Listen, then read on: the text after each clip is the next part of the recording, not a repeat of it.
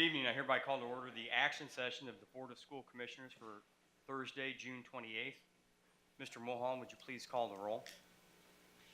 Commissioner Arnold, Commissioner Bentley, Secretary Gore, Here. Commissioner Hoops, Here. Vice President Moore, President O'Connor, Here. Commissioner Sullivan. Here. Thank you, Mr. Mulholland. We'll now adopt the agenda for tonight's meeting. The agenda was reviewed on Tuesday and reflects all necessary modifications or additions. I note that that an additional superintendent's report and an additional item in unfinished business was added to tonight's agenda.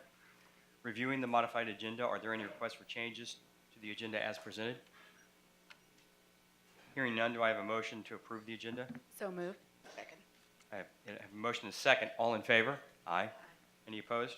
The agenda is adopted. We'll now proceed to section 2 of the agenda. We have some very special recognitions to make this evening. Tonight we'll honor several IPS retirees with over 40 years of service to the students and the families of Indianapolis Public Schools. I'd ask Dr. Farabee to join me at the front of the stage and Commissioner Sullivan to introduce our honored retirees.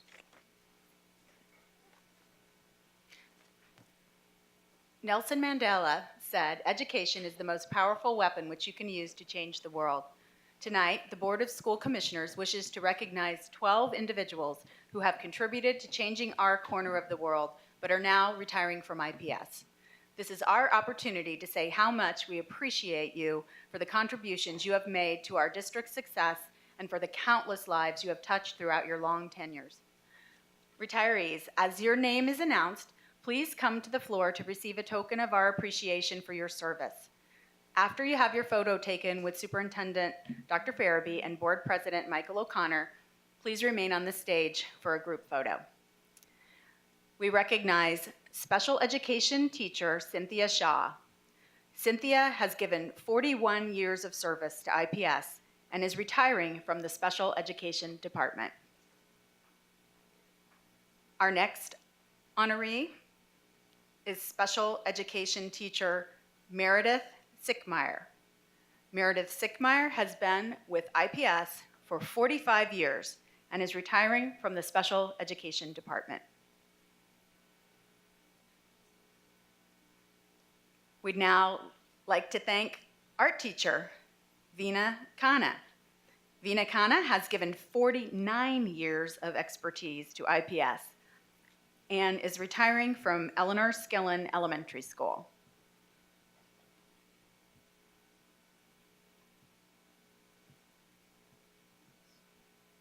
And our final honoree is Marlene Signer. She is retiring from Crispus Attucks Medical Magnet School after 41 years of service. If we can have a round of applause for all of our retirees who are here tonight.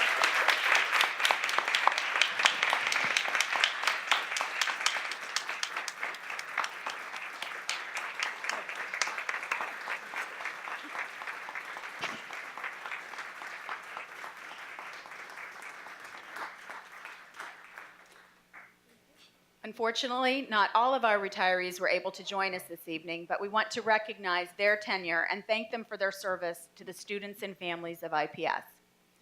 Larry Fouts is retiring from Crispus Attucks Medical Magnet School after 42 hours of service. Jean Gardner is retiring from Center for Inquiry School 2 after 49 years of service. Hiawatha King is retiring from Arlington Woods Elementary School after 47 years of service. Mary Kinghorn is retiring from Arsenal Technical High School after 40 years of service. Karen Mappis is retiring from Global Prep Academy Riverside after 42 years of service. Ruth Morrell is retiring from the Special Education Department after 44 years of service. Vicki Murray is retiring from Eleanor Skillen Elementary School after 40 years of service. And finally, Jennifer Werble is retiring from Broad Ripple Performing Arts Magnet School after 41 years of service. Although we are sad to see so many dedicated talents leave, the Board of School Commissioners extends our best wishes to each of you as you enter this new and hopefully joyous stage of your lives. Thank you for your service.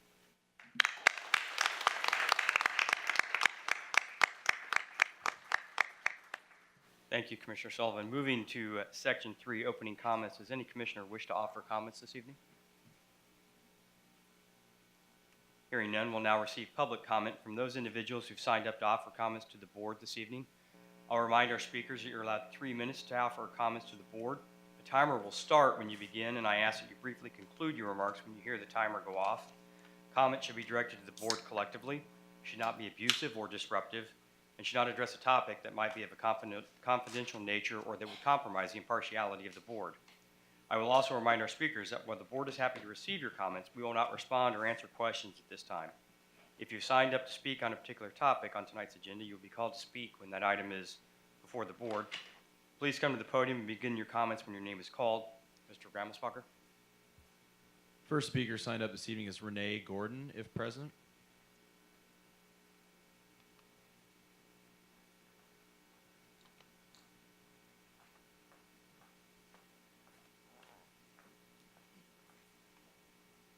Good evening. This fall, the residents of Indianapolis will cast their votes on raising property taxes, which will benefit Indianapolis Public Schools. Perhaps where it is that the money will be spent is secondary to the question that must be asked: how has the money been spent in the past? Has IPS been good stewards of the monies that they've been given? Became acquainted with IPS when I moved here 4 years ago to take care of an elderly ailing parent, and volunteered my time and expertise in human capital management on the Efficient Operations Committee. The number and the diversity of those who attended showed me that there is a community of people who care deeply for the history and the future of IPS.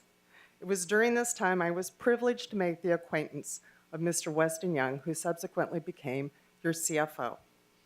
After this group disbanded, Mr. Young and I had conversations concerning my expertise, and I understood the financial complications that this group faced. I met with him, members of his staff, and at his urging, a member of the HR department. After that meeting, I offered to do a cost analysis, results, benefits, free of charge, an offer that was never taken up. However, in my dealings with similar school groups, I can tell you the teacher turnover conservatively probably cost IPS about $5 million a year. Additionally, Title II monies at that time were being spent, and Title II monies being specific to recruiting and retention, paying the fees for Teach for America fellows. At a starting salary of $35K, $10,000 a year comes down to a 29% fee. And here's what we know about the 2-year contract TFA fellows fall under. 50% of them will be gone at the end of their 2-year contract. I was then approached by a group who was looking to better public schools. It was an innovative program, and so subsequently I reached out to Mr. Young. This program has been adopted by Pep Boys in all 803 of their locations, and so I saw merit to it. I asked him to take a meeting with the CFO. He did that. We had subsequent meetings. Given the fact that IPS spends $100 million on utilities per year, any cost savings would be a benefit. And all we had to do was a simple audit. An audit suggested for Arsenal Tech, which sucks up 10% of the $100 million. All we needed was a signature to do an audit that would cost IPS nothing. We never got the signature. I'm not an expert in this area, but knowing that lighting takes up Thank you, 30... ma'am. Your 3 minutes have concluded this evening. We need to proceed with other public commenters. Okay. Thank you. Our next commenter this evening is Jim Sharukh, please.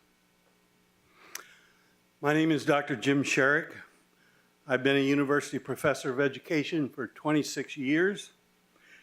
The focus of my research during that time has been unusually successful urban schools and districts.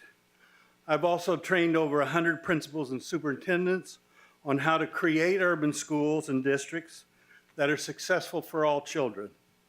Unfortunately, I feel compelled to conclude, based on that research that I have done over 26 years, that the IPS board and administration is the worst I've ever seen. I know when I say this about them, they're going to completely ignore it, as they don't seem to hear any criticism whatsoever. They do seem to live inside an arrogant bubble of delusion, even though the Indianapolis community gets more and more broadly upset, distrustful, and angry at their persistent incompetence in so many different areas. For example, we'll hear tonight, the chamber got irritated at them because of their mismanagement of the so-called billion-dollar referenda. The reason the chamber got irritated is the board and administration mismanaged the process for successfully passing a referendum. All across the country, urban educators know how to work with their communities to prepare for successful passage of referenda. It takes about 1 to 1.5 years of intense community-wide preparation, and even then you're not guaranteed a passage because people just don't like tax increases. Another example is I believe they've mismanaged the budget. Every year of this school board administration, we go deeper into debt. They also mismanage the closing of the legacy high schools. Good boards and superintendents know how to have broad community conversations, not superficial drive-by fake conversations. I was in most of those fake conversations. The community that attended wanted at a minimum a better process, but they left upset, distrustful, and angry. Now they're making elected leaders and community group in Broad Ripple angry because they are mismanaging what they're going to do with Broad Ripple High School.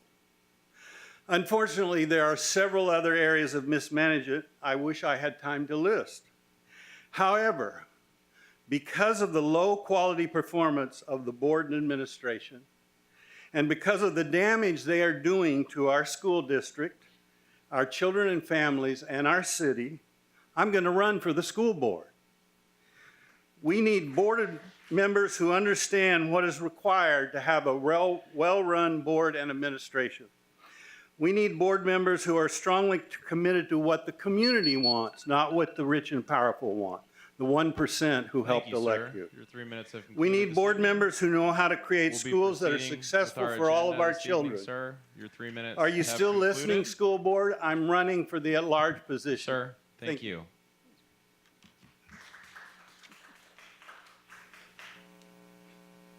Having received opening comments from the board and the public, we'll now proceed to the consent agenda. The items included on the consent agenda were reviewed at our agenda review session on Tuesday and reflect all necessary modifications. Are there any questions or requests to remove an item from the consent agenda? If not, do I have a motion to approve the consent agenda as presented? So move. Second. It's been moved and seconded. Any comments? All in favor? Aye. Aye. Any opposed? The motion carries. Having no board reports, I'll now turn the agenda over to Dr. Farabee for superintendent reports. Good evening, Commissioners. Thank you, President O'Connor. There are 5 superintendent reports for this evening. The first is item 6.01, which is an update on Thrival Academy. It's important to note the 2017-18 school year was a pilot year for Thrival Academy. We have secured approval from the Board of Commissioners to move forward with full implementation in 2018-19 school year as an Innovation Network school on the campus of Arsenal Tech High School. From a student that was a participant in the pilot year, and this is a tremendous opportunity for students to study abroad, specifically in Thailand, and this will serve as our spotlight for this month as school has concluded for the 2017-18 school year. So with that, I'll turn it over to staff to introduce our presenters for this evening.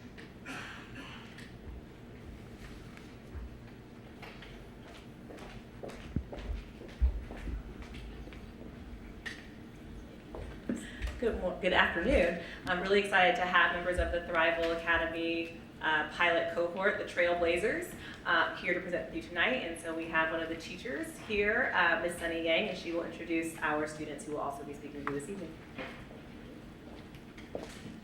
Good evening, Dr. Farabee and school board members. My name is Sunny Yang, and I'm one of the founding teachers for Rago Academy, Indy. Thank you for making the time today to hear from us and the students' voice about their experience in Thailand. So, Thrival Academy Indy, for a quick background, for those who are not that familiar with us, we are a one-year IPS school for 11th graders specifically. We are co-located on Arsenal Tech campus with a 3-month study abroad period. And this past year and this upcoming year, we'll both be going to Thailand.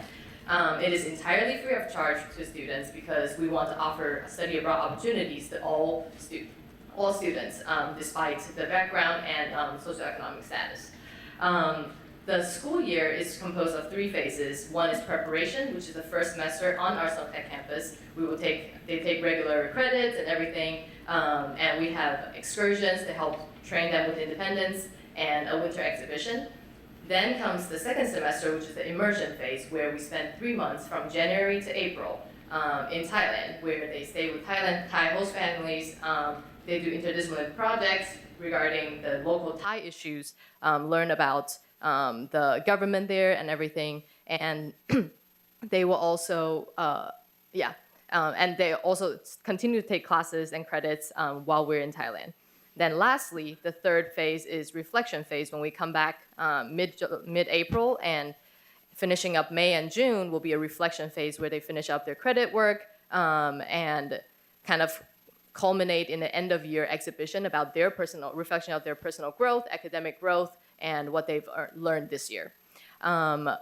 One thing also is that Thrival Academy really stresses personalized learning. That's why we try to keep the program small, including using digital tools such as Google Classroom instead of just big, heavy textbooks to allow students for more flexibility and freedom in their own learning. This is a quick map to show kind of where Indianapolis is, that little black circle on the left side in the US, and where Thailand is, the highlighted in blue. It's basically halfway across the world. We took students all the way. That took about 30-something hours with 4 connection flights. It was a journey and an adventure for all of us. And here are a few pictures to kind of show what our life in Thailand has been like. On the lower left is a classroom. We moved around in Thailand a lot during the 3 months, and this is one of the classrooms that we used to teach geography and critical thinking and English and all the credit classes. And the two middle pictures, one is a student bonding with her Thai family's baby, holding her up and everything, and another one was a student enjoying a local festival inside the community with the rest of the Thai people, local villagers. Yeah.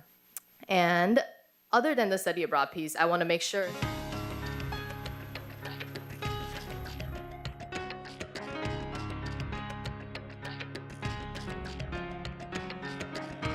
So we learned a lot about Buddhism, which is the most prevalent religion in Thailand. And in the homestays, we would do a lot of bonding with the locals and seeing their culture and playing games with them, spending time to talk with them, trying to get to break the language barrier that we have with them speaking Thai and us mainly speaking English. So, and second, very authentic experiences with, for example, once it's not very often where, a group of kids from Indianapolis are admitted into, being into this refugee camp, which you see. It's very fortunate that I thought we would, get to sleep there and live there with other Karen refugees. Because it's not every day, people get to do that. And mostly kids in America only see other countries through a spectrum of the media. And we actually got to go there, live with them, and see through, our own eyes. We also got to learn from different perspectives of Karen refugees, which was really authentic, and it's really nice to see the positive outlook they have on the world, given their situation of being a refugee, and just seeing how positive they are when they don't have as much as us given.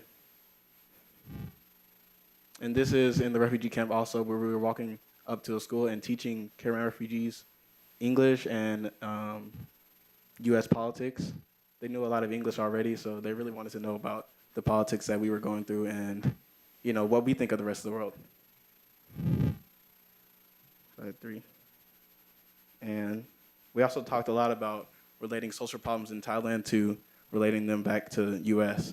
So most people think that it's very different, like the social problems in Thailand and U.S., but once you get there and see, it's not very different. Like, they have a lot of the same social problems with, corruption of government and trying to get their point across to the government with democracy and seeing the policies that they want to be, admitted into the government. Yeah, next. Oops. How do we go back? Okay.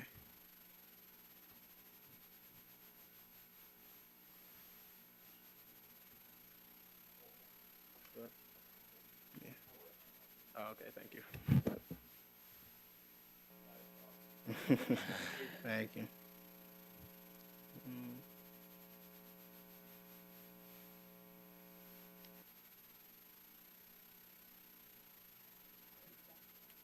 All right. It's too far.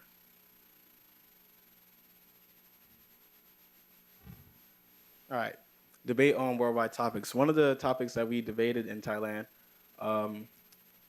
was the debate between conventional and organic farming.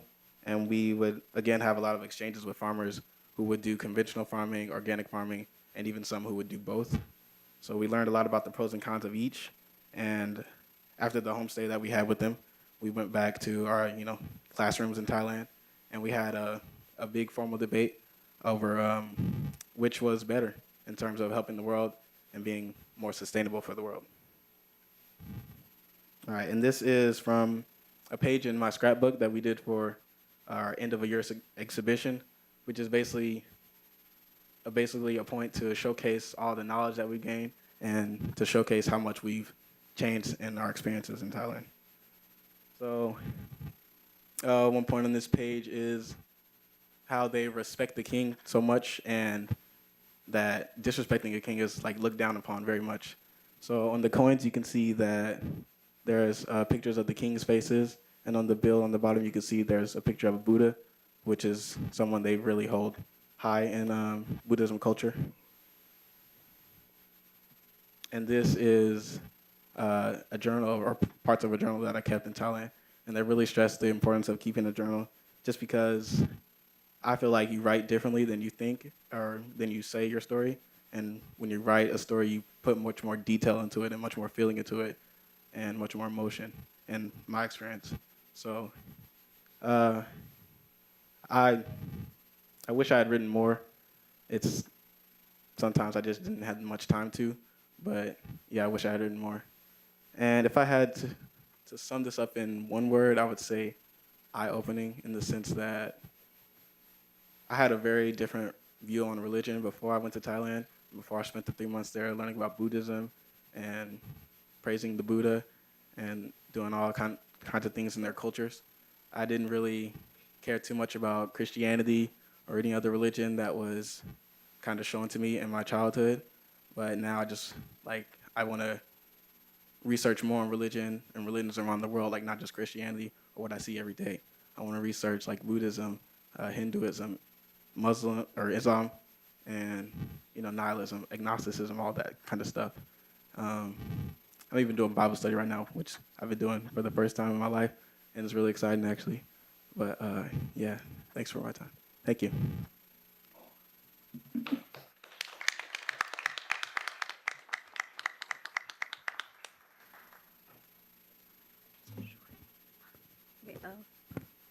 Okay. Good evening, IPS board members. My name is Mariela, and today I'll be talking about my trip to Thailand. Okay, so, to start off, this trip consisted of 20 students, 3 adults flying across the world for 32 hours. It sounds quite horrible, but it really wasn't. It was really enjoyable to sleep on the plane. I mean, I got used to it, and it was fun. So our first homestay was us living with host families for a couple of days. Was the Unitani province, and at this homestay, I got taught the value of family, whether it's blood or people you just met, they will just stick with you. Maybe not forever, but while that moment, they will care for you and look up for you and, you know, make sure you're safe. And so the second homestay was the Rago grandmas, which just consisted of very sweet, brave, and cute grandmas. At this homestay, we got to learn how they were fighting against the mining company, the damage that they were making at their village.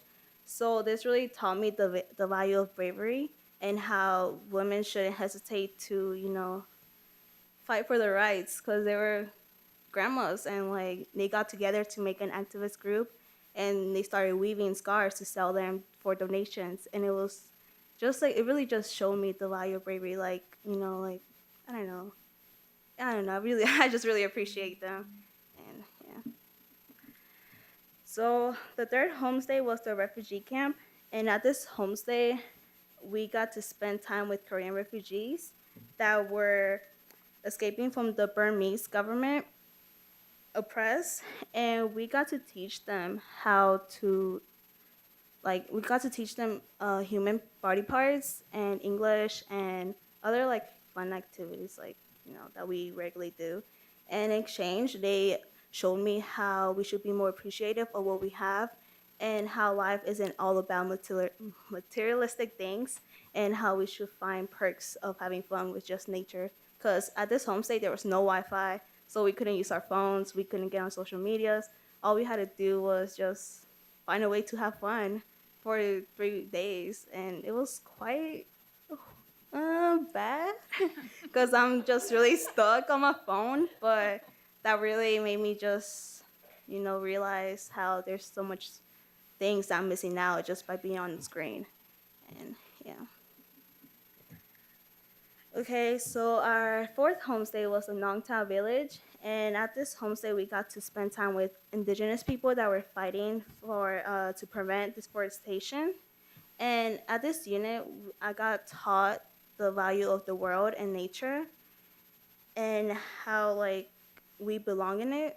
I don't know, it sounds kind of confusing, but like, for example, one of the indigenous other people person told me that our eyes are round as shape as the fruit, and that made me really think of how like, wow, like we really like belong in nature. Like we aren't like a strange thing on this world, like we belong here. And so this really changed the perspective of how I see the world and nature. So now I'm just like one of my teachers, like taking care of the animals, like the little ants, like, oh, don't kill it, you know, like it has a living. And so it's like, I don't know, it just really changed how I see the world and nature.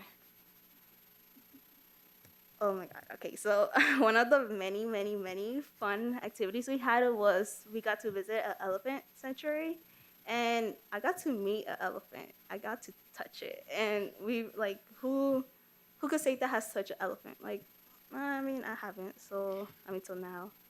But this really showed me that, like, the things you least expect doing or seeing comes within traveling and coming out of your comfort zone. So if I wouldn't have, like, joined Drival, I wouldn't have been able to, you know, bathe the elephant or even touch it. It was just really, it was really wonderful. It was really fun. And, yeah. Okay, so the last homestay was the Yasaton province. And at this homestay, we got to interview farmers from conventional and organic farming. And we got to compare, contrast those two methods and see which one was safer and more beneficial for the villagers. And something that my host dad told me was that you should never lose focus on what you set your eyes on, because just by the stories that he would tell me, how he started farming with like a little piece of land, and he started to expand it, and now he's really known in the village by being one of like the top most, I don't know, good farmers. And it just really opened my mind to never give up. And yeah. So the traditions were very, very, very different to my traditions. We had to take our shoes off before entering the building, which was quite weird, but it was just something that they usually do, that they do all the time.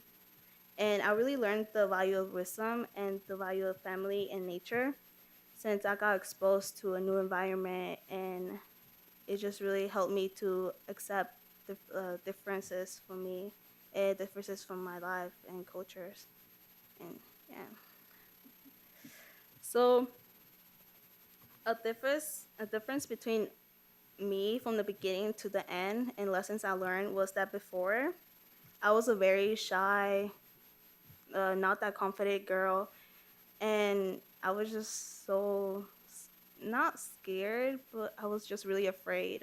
Pretty much the same thing, but I was just afraid of people's comments. Like, I don't know, like I was just trying so hard to fit into the society and to people that I lost I had like an identity confusion. So if you asked me before, oh, who are you? I'm Mariela. I'm a girl. I'm a student. I don't know. What's your favorite color? I don't know. Like I didn't know nothing about myself. It sounds kind of weird, but I did not know who I really was and who I wanted to be. And after the trip and throughout the trip, I got really confident since I got to be with only like 30, 30 something students in total. So it was like I could just be myself. I could just, enjoy life and stuff. So I was pretty much like the person that would be like, oh, let me pose for the picture. Like, like make sure you get me in the picture. Like I got more I got more accepting to myself. Like I started to love my inner and outer self more. And I became more independent just because my family wasn't there with me. I was pretty much alone with just friends.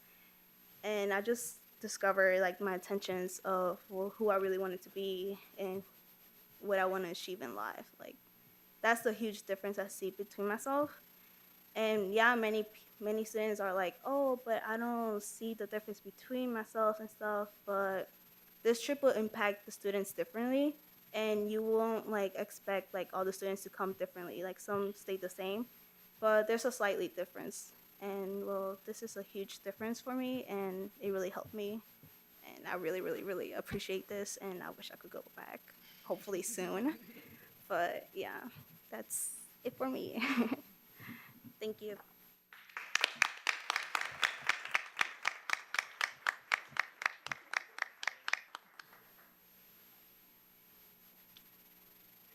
Any questions for students or the instructor? Thank you very much. Thank you so Commissioner much. Gore? Thank you. I just Commissioner Gore wanted does have to a thank question. the students. I thought they did a great job of explaining their trip, and seems like they enjoyed it. Thank you again to staff, and we know how courageous our students had to be to come forward tonight and share their stories, and really appreciate hearing your perspective and offering this opportunity to more students in the IPS community. The next item is item 6.02, which is an update on our Inigo pilot.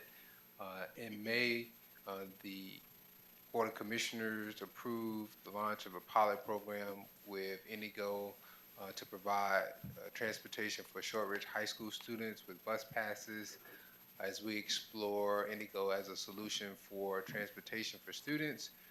More recently, the initiative expanded to Arsenal Tech High School, and tonight Mandy Mendez, Director of Transportation, will share a report to the community and board members summarizing utilization of passes and some of the feedback and perception data has been collected thus far. Overall, there seems to be a positive overview as relates from students' perspective, and also the usage beyond just the school day, including weekends and evenings. It's important to note that this pilot will go into the 2018-19 school year and extend it through the first month of school in August, and then we'll come back to commissioners thereafter with potential recommendations for how we might continue to utilize this resource. So with that, I'll turn it over to Mandy Mendez. Good evening. Thank you for having me for the update. It's very short, very brief, but what I'll go over will be the pilot research, the pilot status, usage report, and then our next steps. an overview. Basically, we had 5 fairs given out to the students that will last for 4 months. So we have the last month of school as well as the first month of next year's school year. And it was also offered that the students would be able to utilize the passes through the summer. So that's a great opportunity for our students. We also had day passes that we issued out to parents and staff so that they could go out and test and kind of secret shop Inigo. And we've had very favorable feedback as well. And we also provided training to the students. So Inigo trained Shortridge High School. And we did have an extension to Arsenal Tech, and the actual faculty helped with the training on those students. So right now, we're getting favorable responses from the students, and the survey has been positive. We've had no negative events reported, either by Inigo or through IPS. We expanded to Arsenal Tech. We gave Arsenal Tech 100 passes. They were able to issue out 88 before the end of the year. They will issue out the remaining units the first day of school with any students that are interested. We also have Inigo monitoring monthly the usage, and I'll get those reports the first week of the following month. So we'll be able to report back usage through the summer. Right now, what we're seeing, the trips per day are still going very strong. The last week of the school year was, I believe it's called Classrooms Without Borders. So we had a drop in the usage, but it's because of the last week of school for Shortridge, so it was not a major impact. And the tech usage for the last week of school is not in this report because that began too late for the reporting. So what we have going on right now, Inigo is going to continue to monitor the usage. Inigo will conduct analysis on the expansion of service. And we will work with Inigo to look at where the possible expansion could work and what would fit in our model. So as we gain more data, as we look into just how it will work for our city, the expansion of the red line, we'll look to determine what would be the best fit for the Inigo and high school students. Any questions? Commissioner Finley. Is there I know that it's only scheduled for 1 month in after school starts. Is there ongoing conversations about extending that at all, and also increasing the number of passes available to students? I know that we don't want to get to the point where we're paying for 2 parallel services, and so I understand that dollars are limiting, but I just wondered if there was talk about expanding. Yes, we are looking at what it would take for a rollout, whether it be partial. It really is, the more data we get, the better it will be to make that determination and recommendation to the superintendent and board. Okay. But right now, things are very favorable, and we'll see how the expansion of services go. And then my other question is on, I know that Tech they were added to the pilot and received 100 passes. How many, Shortridge had passes for every student, is that right? Or was it close to every student? At the time, it was every student, but every student did not receive a pass.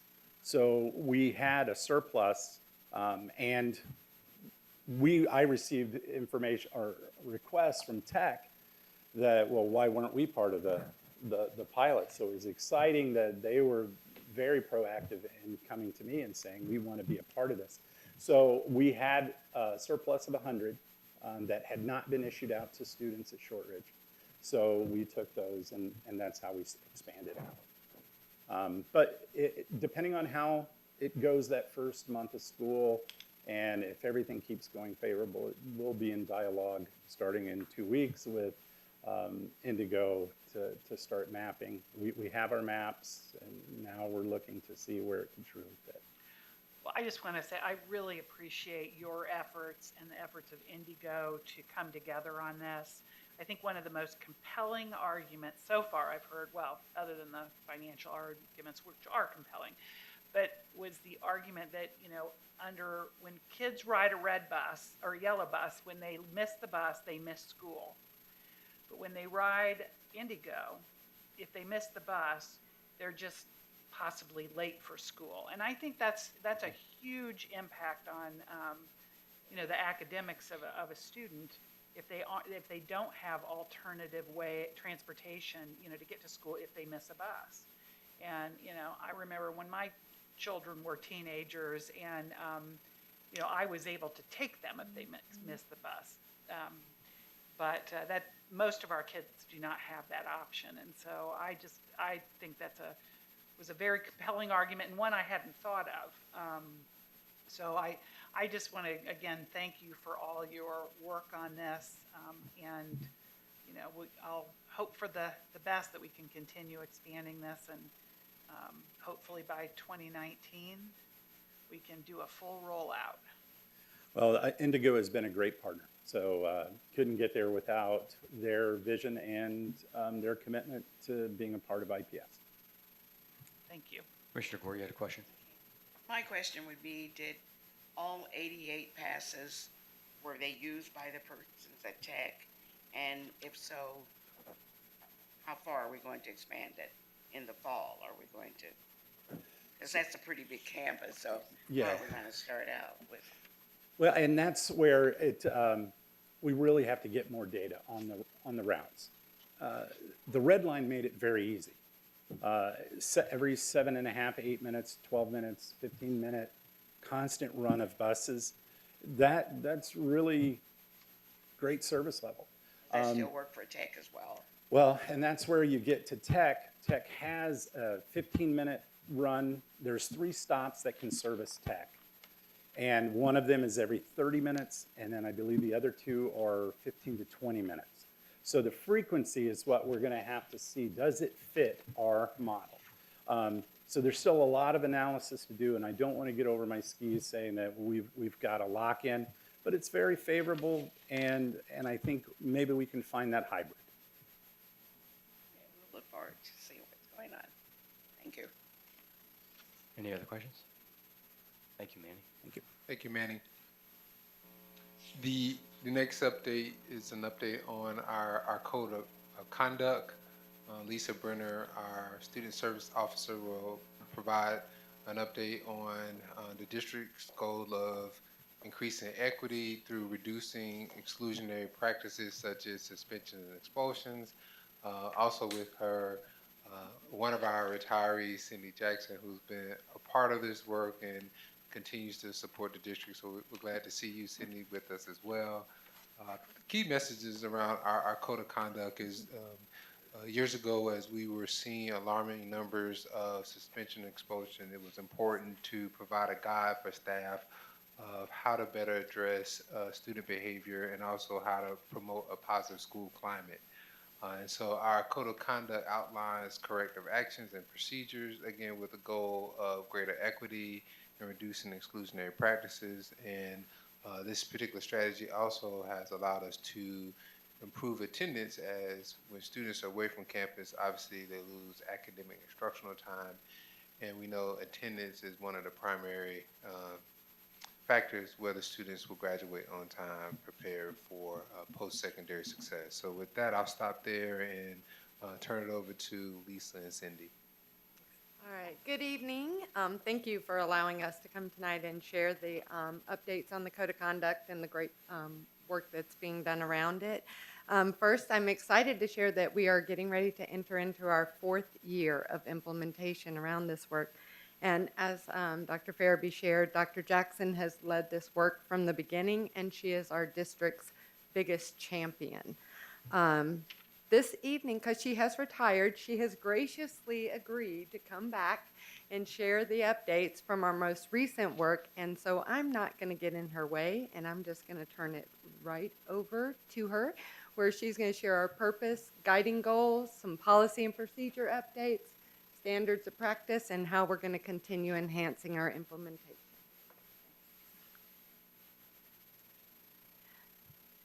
Thanks. I'm excited to be here because this has been important work. And just to add to this, that our district is recognized across the state for leading in the work in the Code of Conduct. And I think that's really very important for us because as we develop procedures in Marion County, to be watched from other school systems. So that we should be pretty proud of that work. So just a quick review that the Code of Conduct is, I know you've all read all 42 pages of it, is required by the Indiana Code, District Discipline Code, and it gives us guidance for our parents and our students, and it promotes positive and prevention in the schools, and it helps specify very carefully actions for correction and procedures. And this is really important because as we work to enhance the school achievement for our children, it's important that we have procedures in place that are competent to help us do that. The goals to highlight and to reinforce what Dr. Farabee mentioned is to increase equity in our district. From past supports and looking at our data, we found that because we had some practices that were not consistent, were not implemented with fairness, that we had some negative impact on the students and their progress. So as we increase equity, we want to support teaching and learning, which when you have a safe environment, that happens. We wanted to increase consistency, so we have definitions that we use across the district. Reduce exclusionary purposes. When those practices happen, students not only miss school, but it puts them farther and farther away from a positive relationship with school. And then improve correction, because when you know if you're not in school, you're not going to be able to learn the behaviors that are needed to be successful in school. So with equity as our goal, that matches the work of the Code of Conduct. These are the things that we worked on. We had a stakeholders group that was involving teachers and community members, and including Commissioner Gore, who was also supporting our work. And we, in particular, added the organized criminal activity policy. And that was necessary because the Indiana Code adopted a new policy and required all schools to create such a policy. And then you also had approved that. We modified our due process appeal very specifically based on some changes in board policy, which was necessary to do. We modified some directions around illegal substances, and that modification was clarified because of some work through Indiana Code. And that work that Indiana Code, we continually monitor it so that we are required and we are within the guidelines that we are responsible for. The seclusion and restraint, again, was modified based on school board policy that was approved by you. And then we added some disciplinary procedures for students with disabilities. And this was under the guidance of the Special Education Department to have more clarity and consistency around students with disabilities so that all the information about discipline for students with disabilities was in one page. And I think that that's going to be very helpful because we did see that there were some inequitable practices around students with disabilities because not all procedures were followed because they weren't all aligned together in one place. So those were the basically policy changes, and those are required that when we look at the Code of Conduct yearly, one of the purposes is to include new policies and procedures that are given to us by the school board or by the state.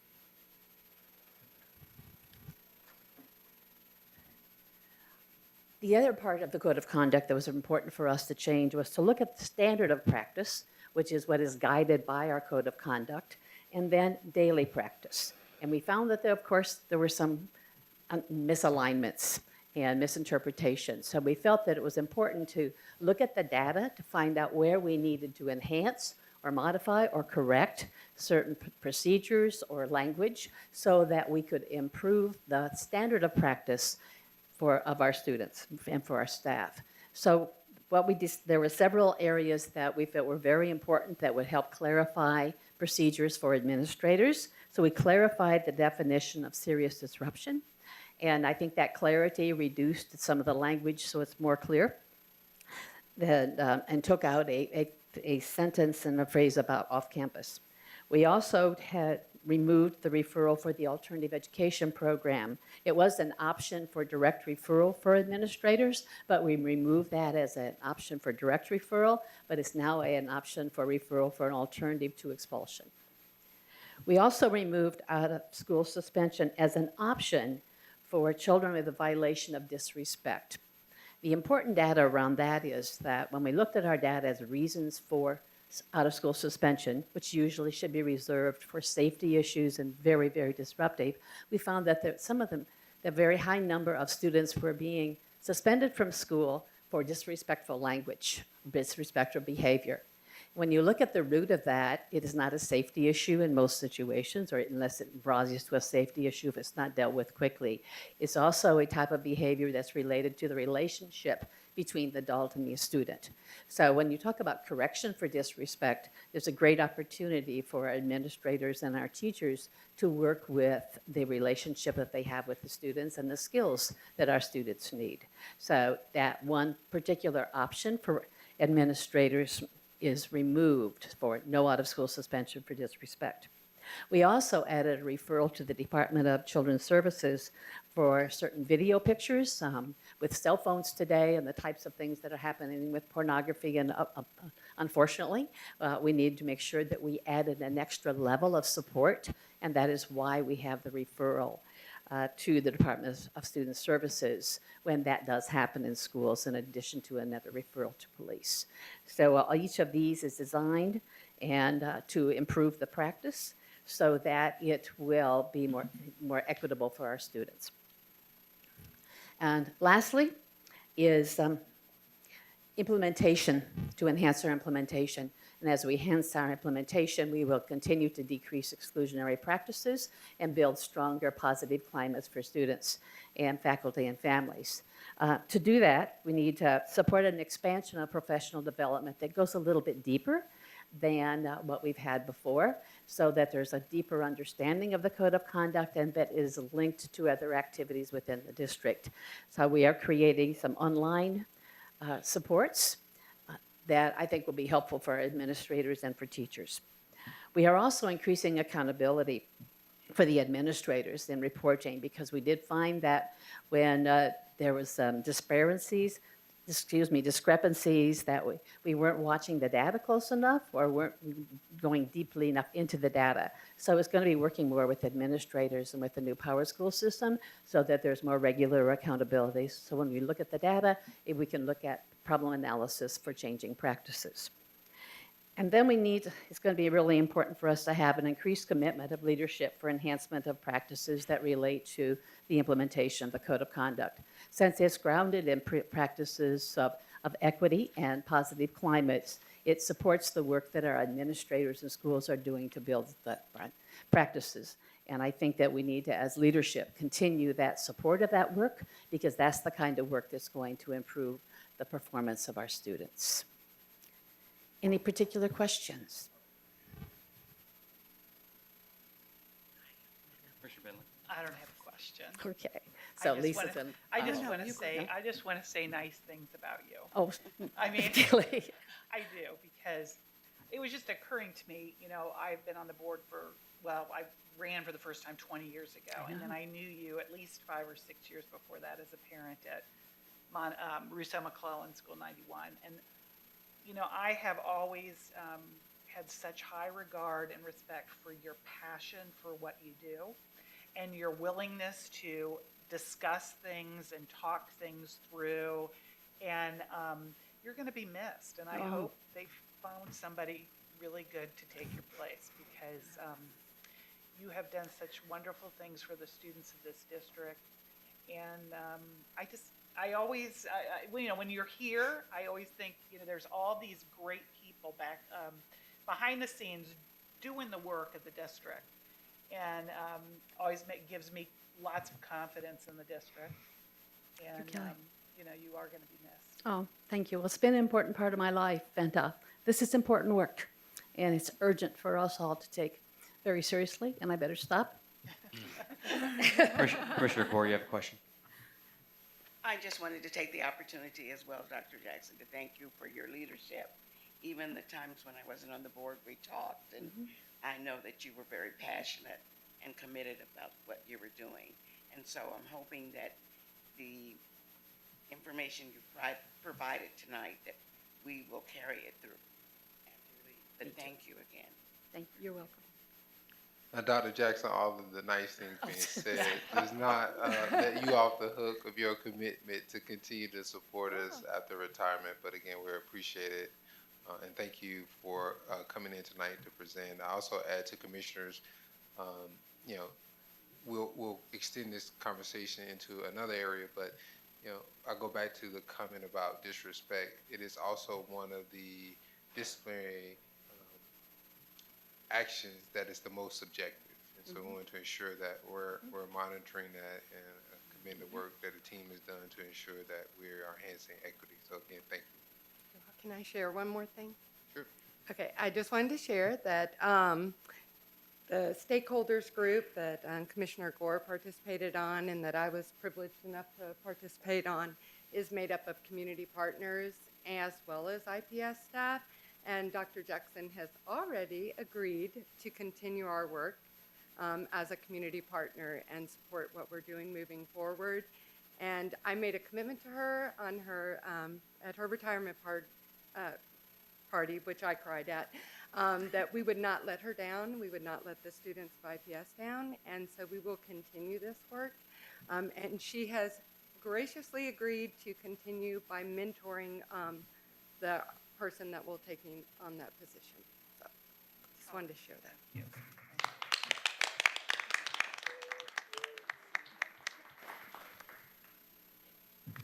And now we'll turn it over to Alicia Johnson.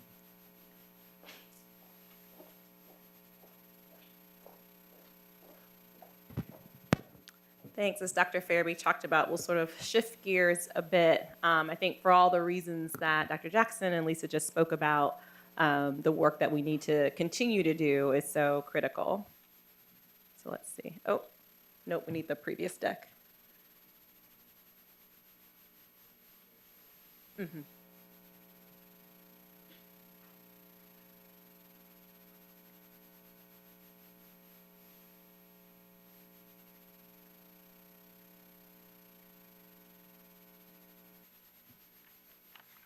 Here we go.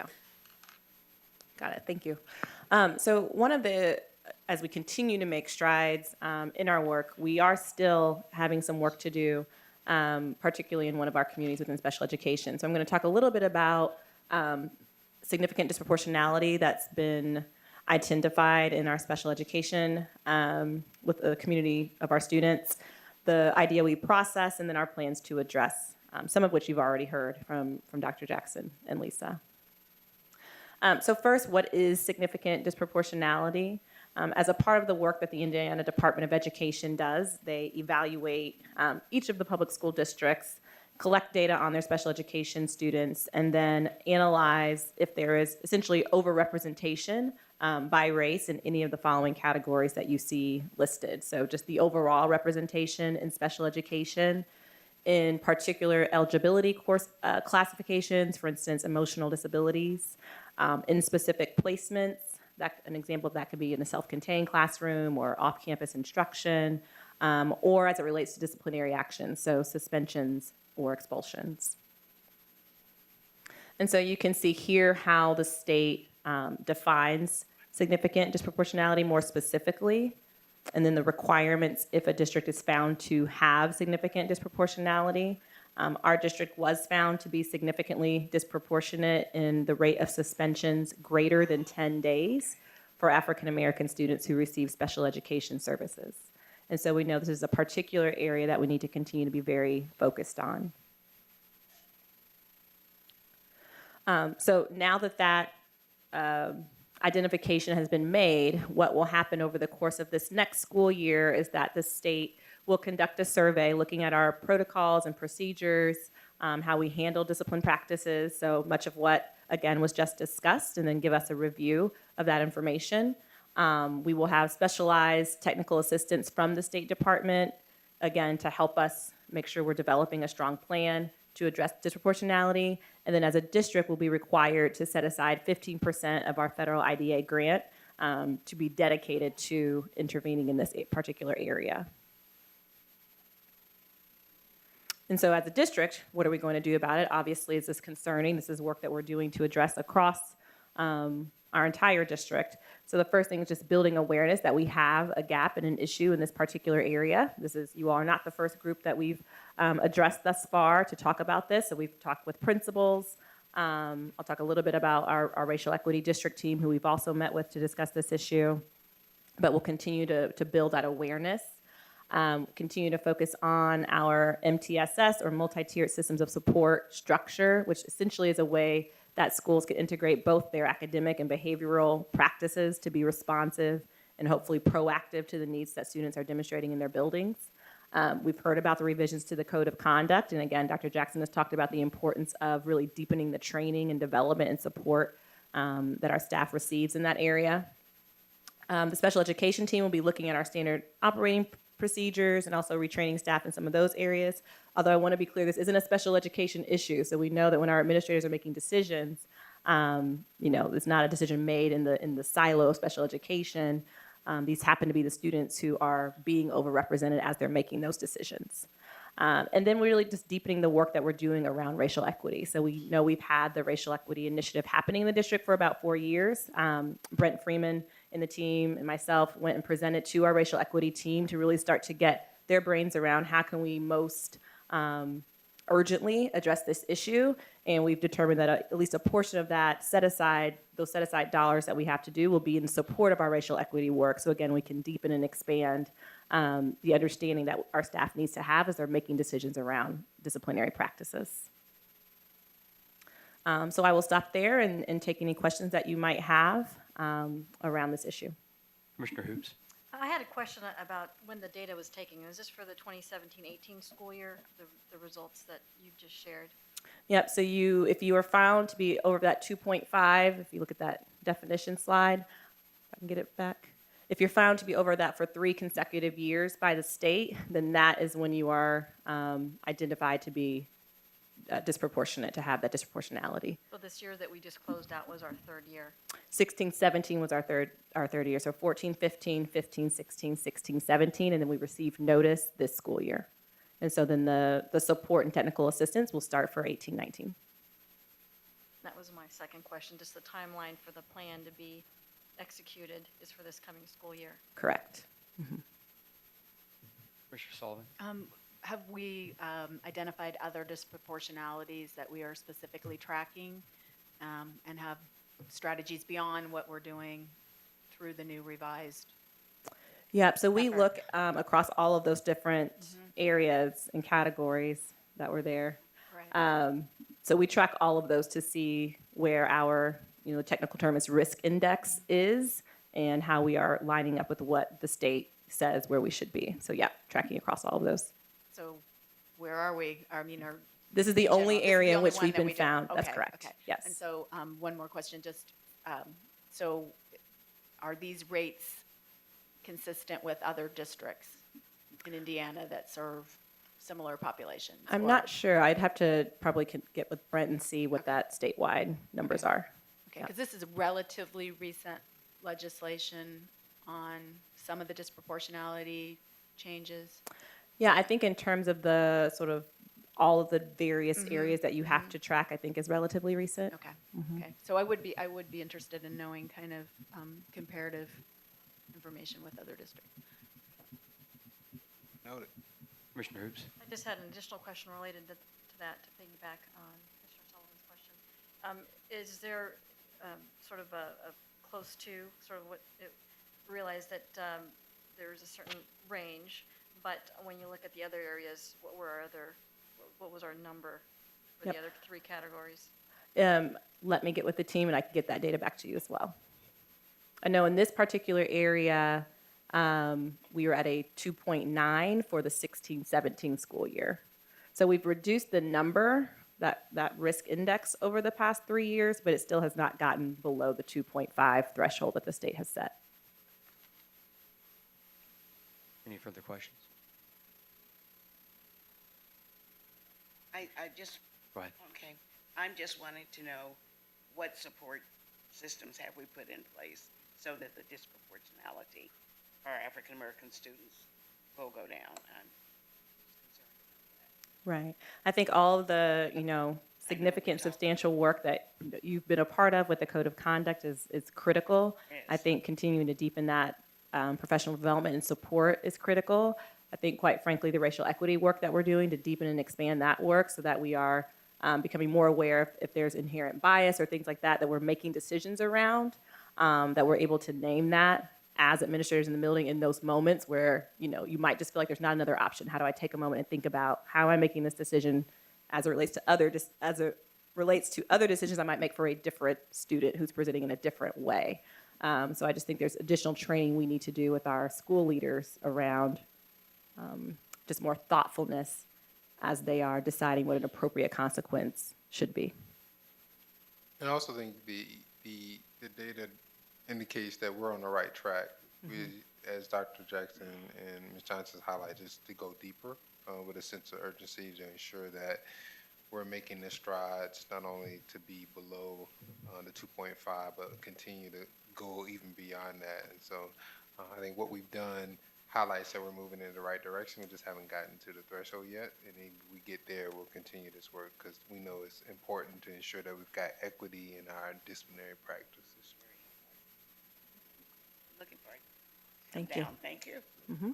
I'm going to hang out. I think I'm next Yep, too. I believe you're next. So the next update, commissioners, is on our transformation zone effort. We presented a proposal to the Indiana State Board of Education to establish this strategy in lieu of state intervention. The district was at the time being proactive to schools that were chronically low performing and at risk of state intervention. And then we also identified schools that were feeding into those schools at the time, which were primarily high schools, knowing that if we were able to improve performance in elementary and middle grades that were feeding into the high schools, ultimately would lead to better results. And so tonight you get an opportunity to hear some of the performance data, particularly around growth, as we want to ensure that all of our students are realizing at least a year's growth annually, and then how we can continue to recalculate for continuous improvement in those schools that are being served and schools that will be added to this effort, and then schools that have performed well and will be exited, and then our structure for the 18-19 school year. So Ms. Johnson will facilitate the conversation and discussion, and Brian Kadesh, who's the Director of Transformation, who will directly supervise the school, will also be a presenter. Great, thank you. So we'll talk a little bit about, as Dr. Farabee mentioned, the growth we've seen in the transformation zone, particularly in the past 2 years. We'll hit on the organizational structure more broadly, the specific structure within the transformation zone, the schools that will be a part of the zone for 18-19, and just outline for you some of the supports that those schools will receive. So you'll notice if you have taken a look at the data regarding ISTEP growth, that the results, quite frankly, are mixed, with some schools losing ground or gaining ground in terms of student growth year over year. However, you'll also notice that while, for instance, William Penn on the 4th row didn't earn as many growth points in 16-17, they were still in the top quartile, in fact, above that in the district, and actually performed well enough this past year to be exited from the transformation zone by meeting the state exit criteria. Conversely, you'll notice Wendell Phillips on row 3 was a school that lost ground year over year, and their average growth related to the rest of the district was below average. You'll recall that was a school that we made a very difficult decision to restart for this coming school year.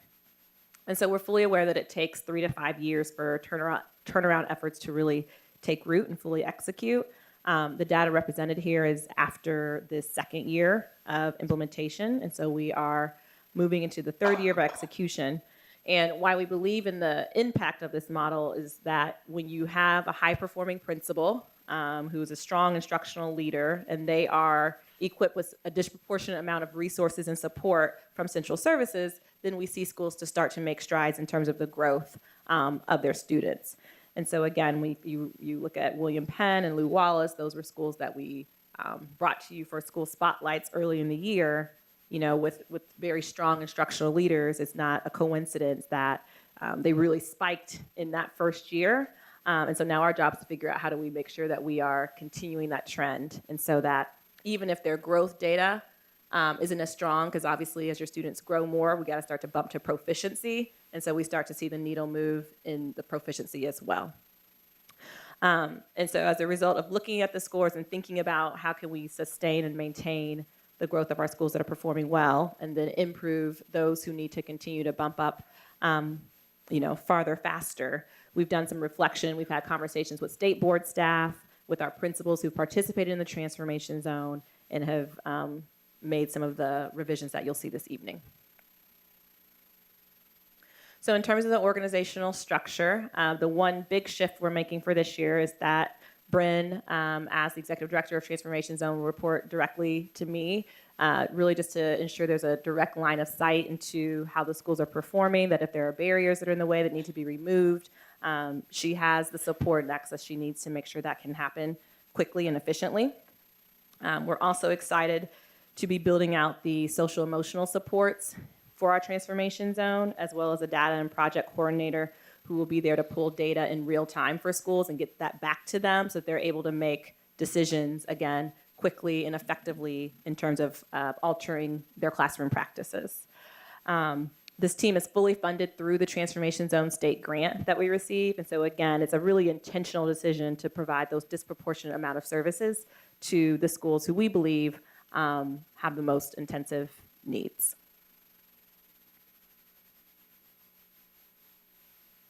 What the structure also allows is the one point of contact. So Bryn, her portfolio or her caseload, if you will, of schools that she's supporting is only the transformation zone. And so her ability to be very tuned in to what's happening in those schools will be present. We have the coordination between elementary schools and middle schools that'll be occurring once you see that school list. And then there are elementary schools that have been identified who will then feed into both Arlington Middle School and Northwest Middle School in terms of their geographic alignment. And so again, just trying to build a more cohesive, at least K-8 continuum in terms of the instructional practices and learnings that those schools are participating in together. I think I'm turning it over to you. Good evening. As you can see on the slide, the schools that are currently in the transformation zone, since John Marshall is essentially moving to Arlington, they will remain a part of the transformation zone. The new schools being added have all been an F for the last 2 years and have received a school quality visit from either the state or the district. We're pulling them out to be a part of this smaller community to give them more intensive supports. Northwest Middle School is also a state turnaround academy, and this is the strategy that was approved by the state. As Alicia stated earlier, William Penn has met established state criteria for exiting the transformation zone, and all of the high schools are also exiting through the reinventing of high school design process. As I talk through this slide, you're going to hear me say we a lot. When I talk about we, I mean the transformation zone team and the school level teams. We work in collaboration, we own their data, we own the work that is in there, so you're going to hear me use the term we a lot. The work that we are going to be doing over the next year has been centered on the Center on School Turnaround and to achieve systemic turnaround and improvement in each of our schools. There are 4 domains. Domain 1 is turnaround leadership. We will prioritize improvement and communicate its urgency to all stakeholders. We will monitor short and long-term goals and will communicate and customize targeted supports to meet the needs of the school. Domain 2 is the talent development. We know that through talent development, we need to recruit, develop, retain, and sustain talent within our schools. We will target professional learning opportunities and set clear performance expectations. Domain 3 is instructional transformation. We will diagnose and respond to the students' learning needs. We will provide rigorous, evidence-based instruction, and we will remove barriers and provide opportunities for teachers to improve their instructional delivery. Domain 4 is a culture shift. We will build a culture focused on student learning and effort. We will solicit and act upon stakeholder input, and we will engage students and families in pursuing educational goals. Below are some of the supports that we provide through the Transformation Zone schools. We work together for strategic instructional planning through data analysis and determining research-based strategies aligned to the school improvement plan. Walkthroughs and instructional audits take place with myself and the Transformation Zone coaches on a weekly basis. The school support matrix and coaching varies by school, and the coaching includes coaching for administrators, coaches, and teachers within the building. The needs are determined through data analysis of walkthroughs and observations, as well as student achievement data. We also provide content-specific training, utilizing unit planners to deconstruct standards and build common formative assessments, as well as providing professional development on content-specific strategies.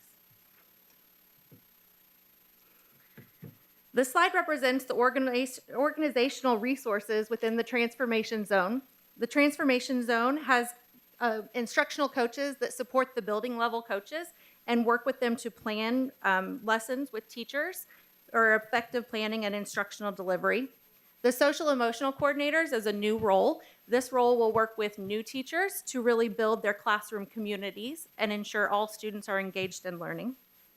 The data and project coordinator will support professional learning communities at the schools around using data protocols to look at student work and make instructional decisions based on the outcomes after analysis. We are also utilizing goal-based principal compensation model. Principals will have an opportunity to earn additional compensation based on meeting their school goals. And we are also going to partner with Achievement Network. The district has already been working with Achievement Network, and we are going to pilot in an elementary school and a middle school the use of 8 ELA assessments throughout the year, and they will have coaching follow-up based on their school needs from Achievement Network. Two other things that we are really excited about. Arlington Middle School has had differentiated compensation for both their principal and their ELA and math teachers at their school. And Lewis B. Russell will be getting 2 class size reduction teachers and an additional culture and climate specialist to support their work. We will be tracking progress to determine impact based on yearly goals and through our quarterly SIP reviews. Overall, we're excited to launch the new year and implement these research-based practices in support of school needs. And we would invite you to come out and enjoy visiting any of our schools that are within the Transformation Zone. Commissioner Hoops, you have a question? One additional thought before we go to questions is just important to know that this is one of many in our spectrum of interventions. As I think oftentimes we get the question, as Ms. Johnson's highlighted tonight, the restart at Wendell Phillips, the district is proactively intervening in schools where we see low achievement, and this is just one of the strategies that we execute and employ to raise student achievement. And so I think that needs to be lifted up tonight, because oftentimes, we get the question, well, how do we let this school fail, and how did the school get to this point? And I just want to know that there are steps in the spectrum in terms of how we address and intervene in our schools that have been challenged with persistent low performance. And so we've had some wins, and we've had some scenarios where we needed to intervene at a different level. And so we'll continue to get better at the process. I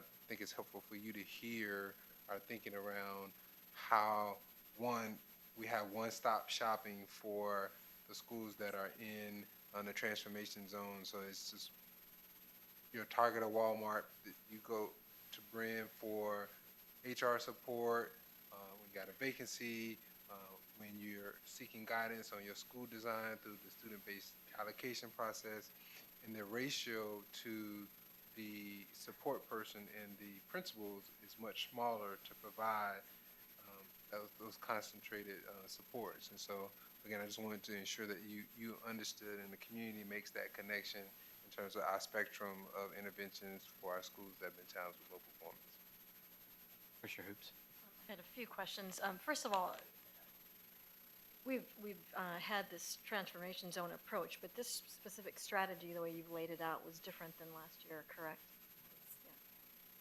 Yeah. And you were talking about engaging stakeholders when you were referring to the model. I'm assuming that's community, parents, and so on. Talk a little bit more about that, because I think that's a critical component in the success of a school. So one area I know that we're going to be working on that is through our leadership teams at our school. Right now, we want to encourage parents and community members to really be a part of that leadership team. Those leadership teams meet monthly and discuss the student data, talk about strategies that they're using, and it's a great time to get feedback from parent representatives, community representatives as a whole. All of the schools also have back to school nights. They have different academic nights throughout the year that I think is another great opportunity for parents to get involved and community members as well.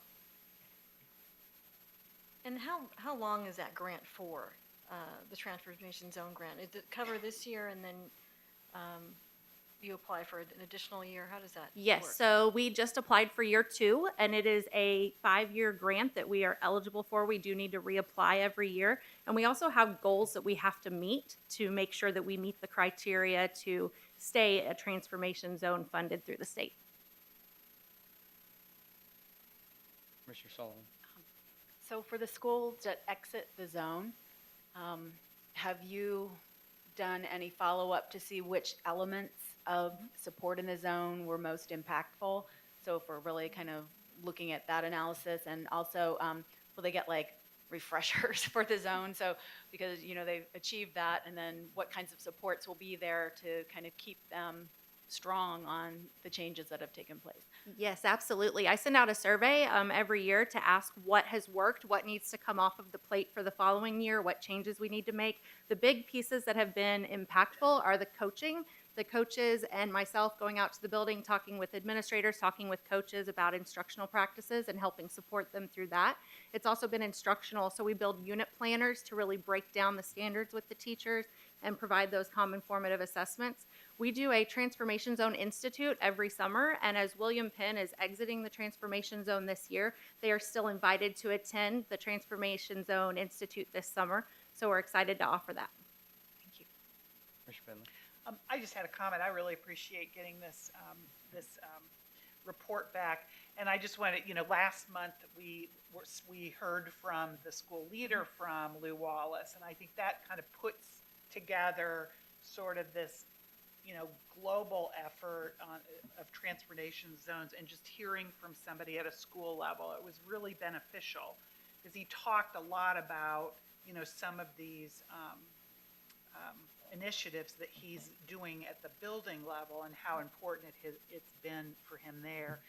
And I just want to remind everyone that Lew Wallace has kids from 37 countries speaking 27 languages, Yes, which they I do. think is really amazing. And so, I appreciate being able to take what the district-wide initiative or the Transformation Zone initiative, and then also hear from individual schools. So I thought it's very helpful for us, at least, or for me. So thank you. Commissioner Hoops. I just had one last question. I think I also would like to see a report at some point. When would you expect to come back to give us a summary of, whether it's mid-year or so on, of school to let us know how the strategies are working?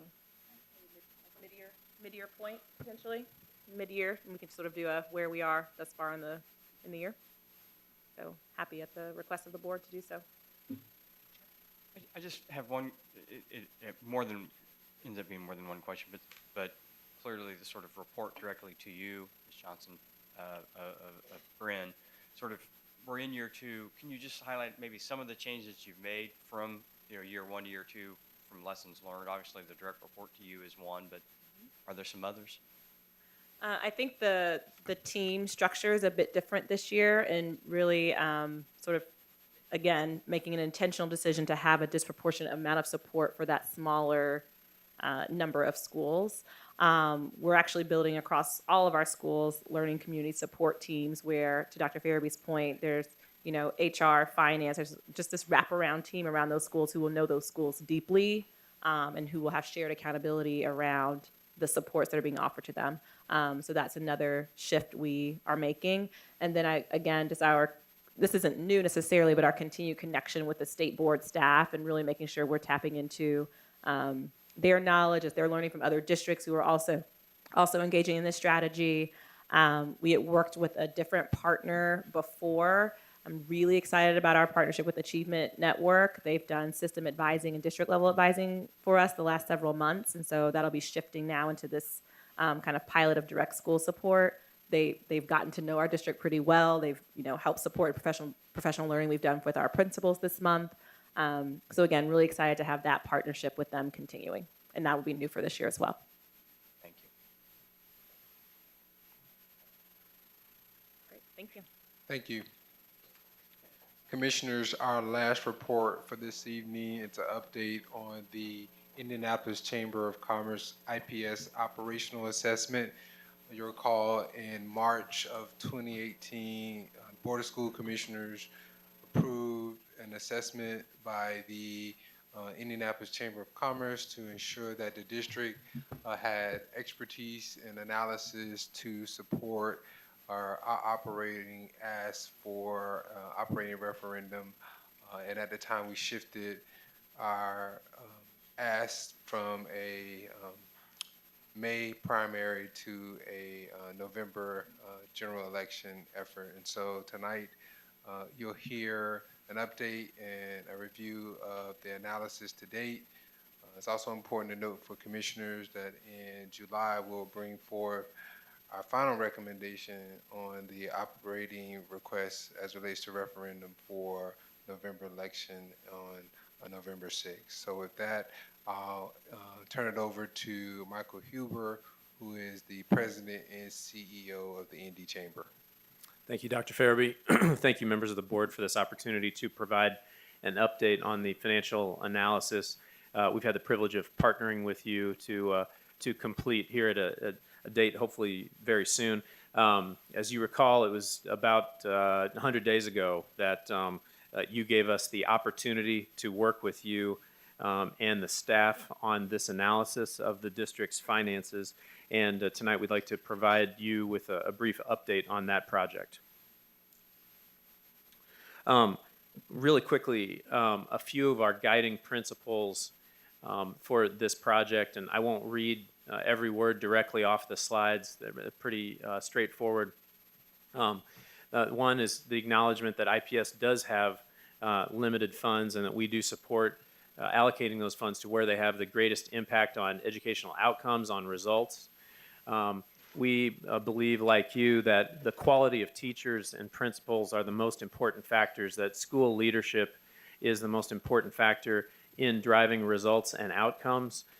We also support a substantial increase in the compensation of these teachers and principals that allows IPS to recruit the best and retain the best in a dynamic, complex, fast-changing district. And yet we realize that compensating teachers and principals at a higher level so that you can recruit and retain the best also requires a balance in looking at the impact of taxes on the standard of living of IPS taxpayers. That includes individuals and households and businesses. We recognize, as we've gone through this review, the need to balance priorities. As I mentioned earlier, IPS is a very complex organization with many different types of schools, as we've heard tonight. And we are committed to providing additional resources to teachers and principals for the purpose of attracting and retaining the best. We also understand that we in the community need to strike a balance between that and protecting taxpayers. And finally, we acknowledge that in a complex operation like IPS, we cannot discount or ignore the impacts of different operational interruptions and impacts in functions like transportation and functions like facilities.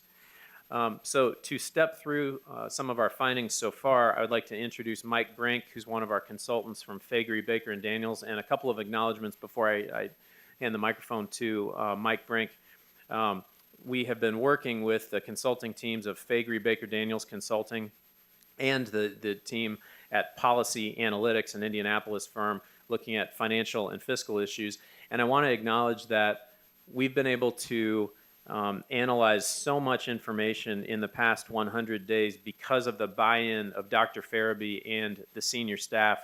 IPS has a very talented, capable senior staff, and I wondered 100 days ago in this very short time frame, how much information would we really be able to analyze? And I'm proud to say that the quality of the information and the quality of recommendations from staff has far exceeded the expectations of the chamber in terms of what we've been able to analyze, and we are on track to quickly complete this analysis at a date very soon. So I'd like to hand the microphone over to Mike Brink, who's representing the consultants at Faegre Baker Daniels. Thank you, Michael, and thank you, members of the board. Appreciate the opportunity to be able to walk through kind of where we're at with this project. I share Michael's great appreciation for the cooperation we've received from the executives and leaders at IPS and being able to get where we're at right now. Wanted to first set the stage. It is important to understand the context of what we're doing. We're looking at this from an outcomes perspective. One of the things we first ask the question is, where is the money going? Where is IPS spending its money now? You can see from this chart, a little less than 50% is going to the classroom in terms of principals and teachers. The rest are going to other services, very important services, essential services in some case. But the focus of the chamber, as Michael said, is in order to drive outcomes, driving more money to the classroom over both the short and long term. It's also important to take into account from the perspectives of the chamber and its constituents the fact that IPS is already funded more highly than its other peer districts, both regionally within Marion County and also the other largest school districts in the state of Indiana. So it's important to understand that that's the jumping off point. Now this is 16-17 data. This is the last year for which data is complete. But you can see there the spend per pupil, ADM is just a shorthand for per pupil, but the spend per pupil is about $15,248 per pupil for 16 and 17. So as Michael said, we spent the last 90 to 100 days really getting our hands dirty, trying to understand the dynamics that IPS is facing. And it's true, IPS has done a lot in the way of changes already. There aren't a lot of easy options out there. The leadership team has really been serious about finding ways to cut costs going forward. In digging in, we've tried to really understand the operations in a deep and significant way. We've conducted, as you see here, over 50 interviews. We've talked to teachers. We've talked to principals. We've talked to operators. We've talked to executives that run the various departments at IPS. We've reviewed more than 100 documents. Again, IPS has been very forthcoming with the information. We collected a wide variety of best practice information. We looked at other districts, other high-performing urban school districts, especially other districts that have choice as a significant component of how they operate. We thought that was very important to do. We spent a lot of time developing models, looking both backwards and forwards, thinking about projections when it comes to things like transportation costs and all sorts of costs. We looked at, we developed over 50 ideas. Again, many of them culled from the folks that we talked to at IPS. We're firm believers in the fact that we find project after project that for the most part, the best ideas are held by the folks that are closest to the work itself. We also then developed an 8-year financial model, kind of a comparison that we could use to kind of baseline against where IPS thought it was going to be in the next 8 years when it comes to its financials. And so we've done a lot of that with the good cooperation of the IPS folks. We've spent a lot of time back and forth with IPS folks, trying to validate our ideas, trying to make sure we had the right information. The last thing we wanted to do to you all is provide you with a nice, pretty report that then goes on a shelf and is not really useful. So we've been back and forth on a number of topics, trying to make sure we're getting our numbers correctly, trying to make sure we're understanding the intricate nature of the services that IPS provides. And we really thank the IPS team that's been patient with us and helped us to gain a greater understanding. We're now in that final stage, as Michael said. We hope within the next few weeks to be able to complete the report and provide that to the chamber in terms of our findings going forward. Where we're at right now, how it's looking like this is coming down, a few key components. Our model, this model that we're developing, sort of an alternative 8-year financial and operational model to what IPS has put forth to this point. It includes a baseline developed with review and input from IPS. That is, what would be the financial plan if nothing major were to change? Where would IPS be in 8 years? We also incorporate a number of efficiency options that impact things like staffing, like facilities, like transportation, a lot of those big things you saw in that initial pie chart. Now that model in and of itself, we believe when we're done, will result in an actual positive balance over the next 8 years. That is not a negative balance as previous projected, but a positive operating balance for IPS over the next 8 years. However, as Michael mentioned earlier, it is the Chamber's absolute focus and commitment to find ways to increase, not just incrementally, but significantly increase pay for teachers and principals going forward, given the importance of those folks to the academic outcomes that IPS is seeking to drive. So with that factored in there, we'll see where the model ends up, but that is a rock solid commitment. This is not just an efficiency, it's not an austerity exercise, it's a way of finding opportunity to drive more dollars into the classroom to improve those academic outcomes that you've been discussing tonight. Finally, the Chamber is committed. When this report is released, the Chamber is committed, should IPS take it up on its offer, to providing outside resources to help fund a lot of these transitions. The things that we are going to include in our report are not easy, but they're necessary, absolutely, we believe, in terms of where IPS is going and the interests of the IPS taxpayers. So the Chamber is willing to find the private funds necessary to assist with those transformative options that will be identified. I'm not going to go into great detail tonight, but I did want to give you a bit more of a flavor for some of the areas we're looking at. And again, to come back to the issue of teachers and principals, we definitely believe that it's all about teachers and principals when it comes to school performance. We found facts like the current student-to-teacher ratio within IPS is somewhat lower than peer districts. IPS does lose more teachers than it would like each year, although it's having some success now in retaining teachers, especially in the early parts of their career. That's something we want to help IPS address. We've looked at a lot of other urban school districts and asked them the question, what are they doing to improve retention of crucial teaching talent, and have some good ideas about the use of data analytics and other approaches that we think that IPS could adopt. We're also seeing that IPS teachers and principals are relatively underpaid in comparison to the other districts. We know that a couple years ago there were significant improvements made to minimum teacher pay, but when it comes to both average teacher pay as well as teacher pay for the most experienced teachers, IPS is still at a disadvantage. Again, that is the reason driving this focus that we have on increasing in teacher pay in a significant way going forward. Transportation. As was mentioned, you spend about 10% of your local budget on transportation. It is a big chunk of the operational cost. In comparison to other school districts, even other school districts that offer a wide variety of choice, IPS is still on the top end of that spectrum. And so we've looked at ways to identify opportunities to reduce that transportation cost. As you know, IPS spends considerably more on transportation each year than it receives in terms of property tax dollars, specifically to fund transportation, so that the general fund must be used to fund a lot of those transportation operations. We heard tonight about the pilot with Inigo. We think there's a lot of promise there. That's, again, the direction that a lot of other urban districts are going, making greater use of that local transportation system. Facilities. IPS spends about 13% of its budget on facilities, has about 8.4 million square feet in facilities that it owns. The average age of the IPS facility is about 56 years old. So these are costly, expensive facilities to operate in many cases.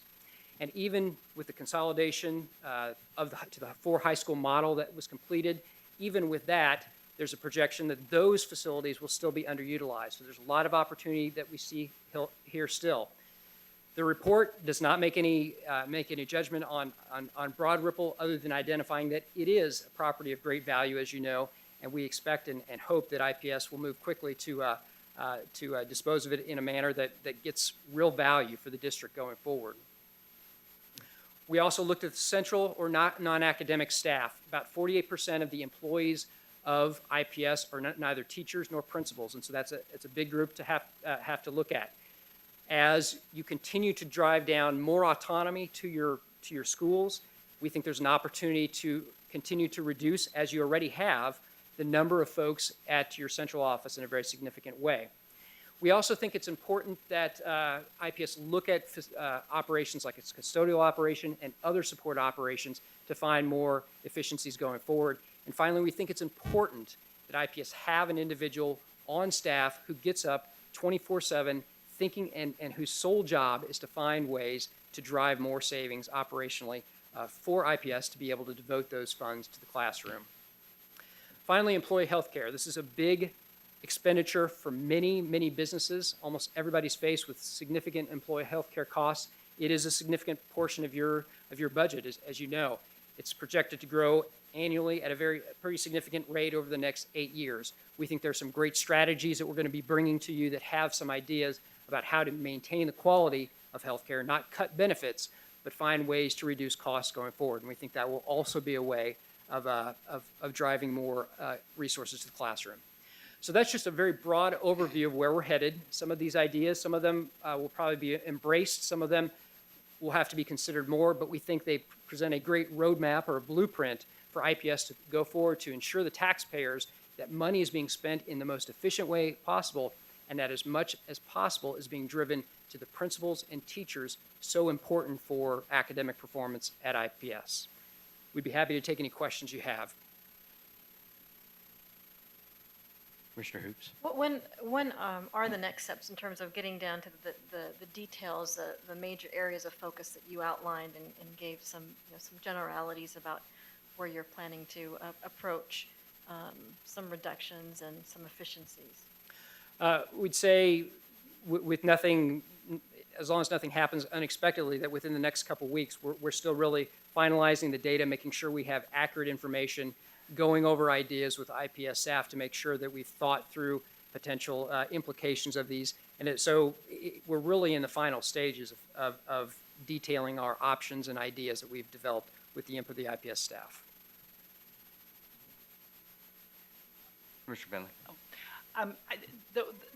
I really appreciate all of the time and efforts that have gone into this, and I wanted to talk on page 2 on the guiding principles. Number 4. I think that I'm not sure that there is. Paying higher taxes impacts the standard of living of every taxpayer. I'm not sure if that's intended to be a negative statement. But I don't know that there's full agreement in that, because some would argue that we have tax revenue starved our governmental services to the point where, they're not able to provide the level of services needed, not just in education, but you can see it all over the city with crumbling infrastructure and all those kinds of things, which also impacts the standard of living. So I just wondered if there had been some discussion about changing. I don't really agree with that statement at all. Everything else I agree with, and I think we really need to, work hard on, work together on some of, making sure we're driving as much to the classroom as possible. But that statement itself just it bothers me on a certain sort of civic level. And so I didn't know if you wanted to talk about that. Yeah, thank you, Commissioner Bentley. Yeah, no, I appreciate the comment. I think this guiding principle, what I would say is that we as an organization are always following the tax burden as a barometer, because it is a factor that impacts, at least in business, our membership is made up of business, the investments that businesses can make in terms of hiring more employees and making other capital investments and things like that. So I hear where you're coming from. I think it's a fair point. I hope my answer of following the tax burden generally is an important barometer that we follow, and we would follow it in conjunction with this project, provide some clarification.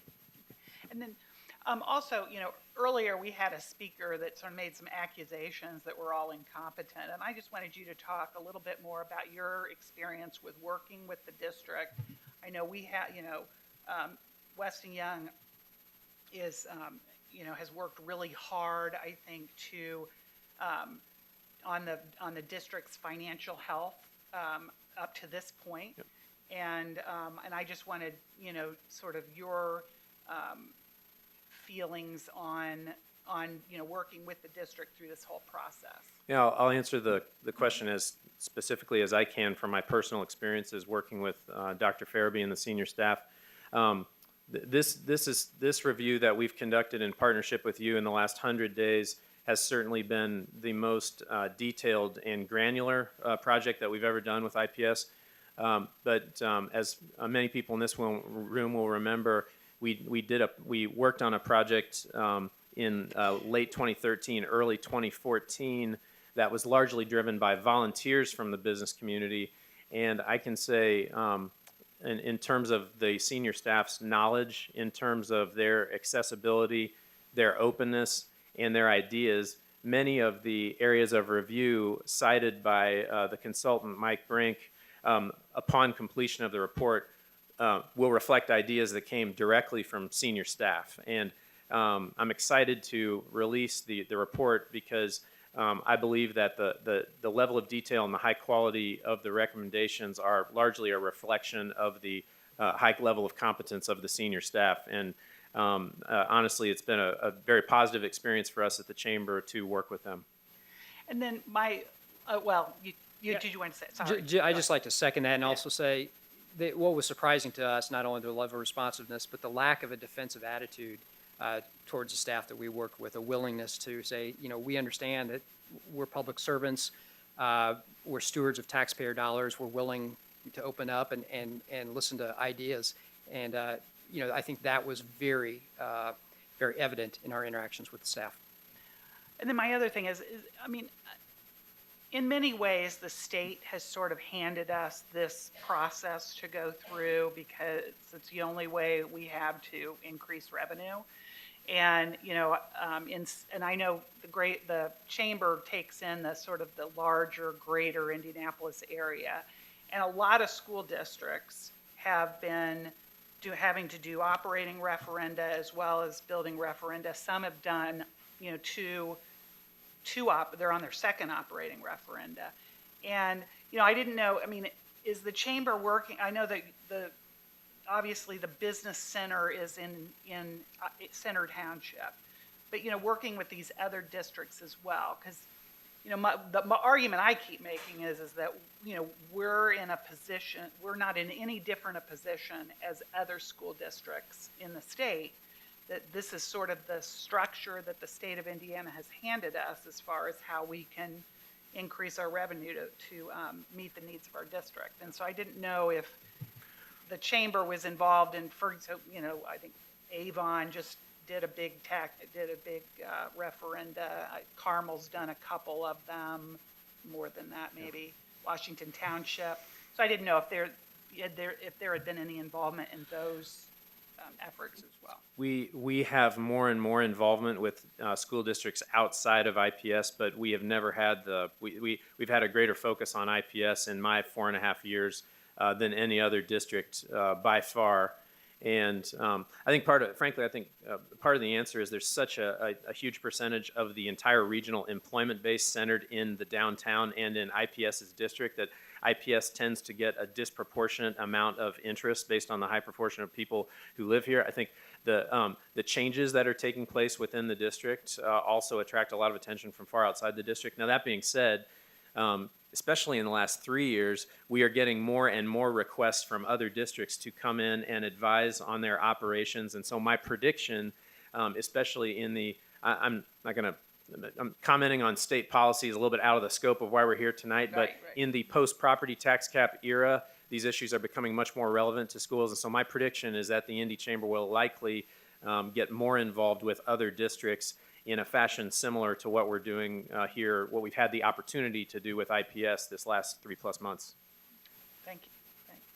I have a couple questions, sort of three specific and then one a little bit more broadly. But first of all, I want to thank you and the entire team. I know several members of your team are here for the work you've done. Michael Huber, I want to congratulate you. I didn't know you owned a tie, so it was good to see you wearing a tie this evening. Talking a little bit about transportation. In sort of the comparison cities with regards to what we spend with transportation and in the cities you compare us to, it's fair to say, and I'm happy that Indianapolis has made a commitment to expand our public transportation system. But one of those disparities is we've had a real lackluster public transportation system for years prior to this. Do you see that as part of the issue?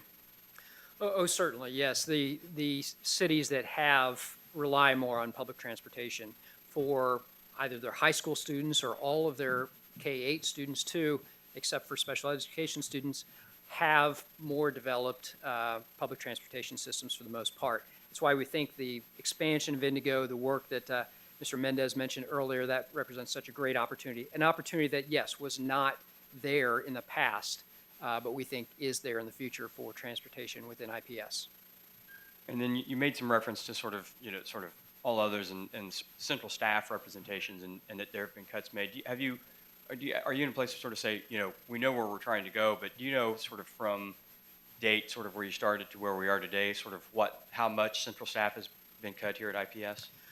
The number, we didn't calculate this number, but the number that we've seen in a prior consulting study done for IPS indicates that from about, I think, 2012, there's been about 30% reduction in central staff at IPS.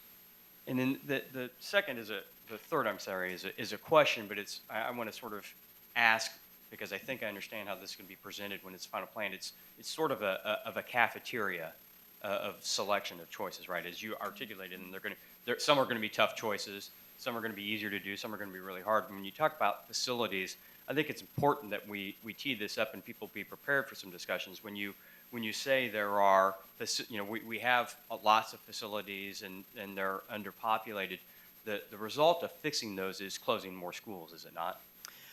We've identified that there still are a lot of extra seats, a lot of extra space that IPS owns. So we don't recommend any particular schools. That's not the purpose of our report, but we do recommend we do identify, yes, that IPS still has much more capacity than it needs now or will need in the foreseeable future. So that would be a. And I don't mean that as a criticism. It's just sort of as you put together sort of that cafeteria of choices, and choice A equals B savings.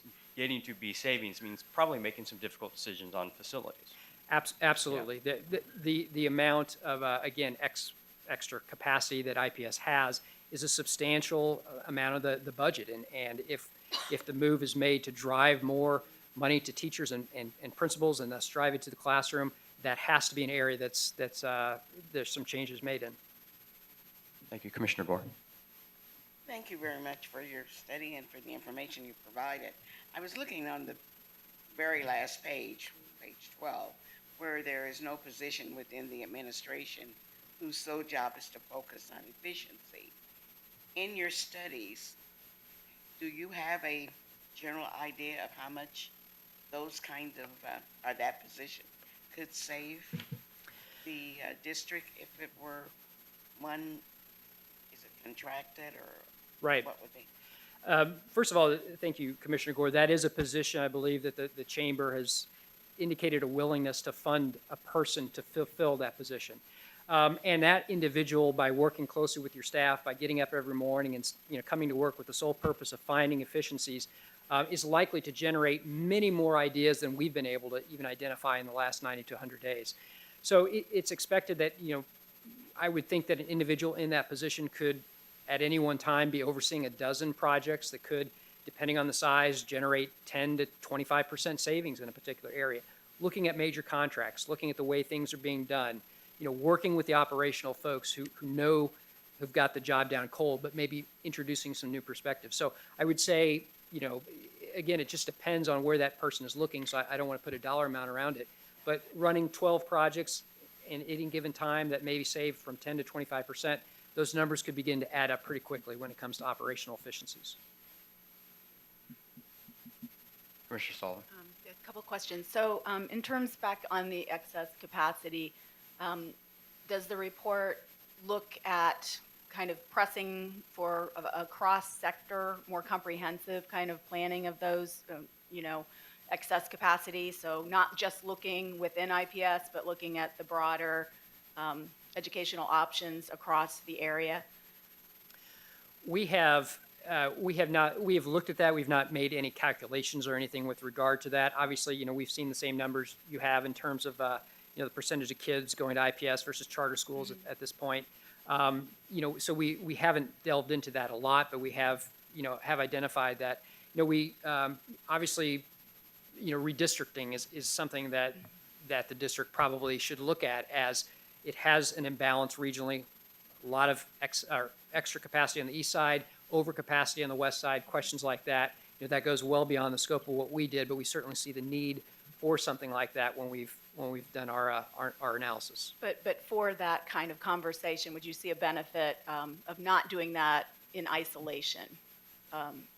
Without, I think it would be more comprehensive if we're able to include the bigger picture and not just focus on IPS to the exclusion Right. of other factors that are going on all around us.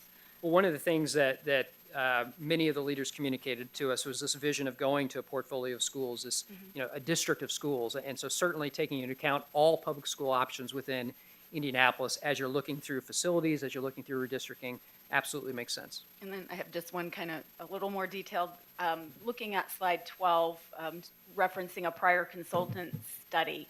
Dr. Farabee, do you know what that's referencing? Because I'm not sure that we've had that information presented previously in that way.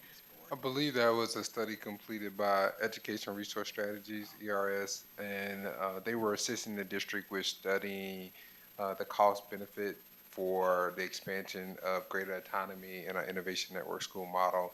And so while they haven't made a recommendation that we make a 50% reduction in central services, they did study the impact of greater school autonomy and studying that the economies of scale of shifting central service functions to individual schools. And I believe, my memory serves me correctly, what they drew from that was you do lose the economies of scale of central services if you push all those services to the schools, and it actually would cost more for some services if it was done on a by-school basis. So, for example, if each school was operating its own food service division, or each school was operating its own transportation service, while you would eliminate central services, the IPS, you would actually increase expenditures, and then more dollars would go to operations instead of the classroom, which could compromise, teacher compensation or principal compensation, which I think we're trying to raise. And so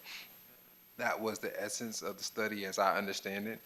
And it's something that we consider as we think about maintaining the economies of scale and the balance between central services and what's driven at the school level in terms of decision making.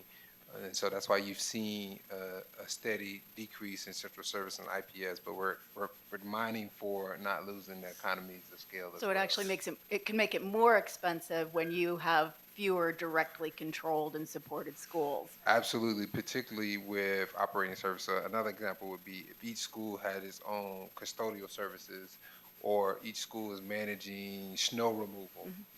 The cost would significantly increase compared to that being managed centrally. Any further questions? Thanks again for all the work you're doing. I know this has been time compressed and put a lot of pressure on everybody, but really do appreciate the partnership and the work. Yes, thank you very much. It's been a pleasure. And the time. Thank you. Yep, thank you. Thanks. Commissioners, at this time we'll transition to our action items for the evening, which includes section 7, our unfinished business, and 8, new business. There are 3 items for unfinished business. The first 2 are policy recommendations that have been previously discussed at our May meeting. So the first is 7.01, which is an update to our suicide prevention and awareness, which is something that the district takes very seriously, ensuring that we're identifying those signs of potential suicide, and also ensuring that our prevention efforts are strong and staff are trained accordingly. We provided an overview to commissioners at our agenda review session on Tuesday evening. We're requesting that commissioners approve resolution 7793 to adopt board policy 5620 as presented. Do I have a motion to approve resolution 7793, approving the policy as presented? So moved. I have a motion is second. Any discussion? All in favor? Aye. Aye. Any opposed? The motion carries. Next item is the human resource policy update. The administration has been working to streamline and update policy based on federal and state guidelines, and also the local context in the district.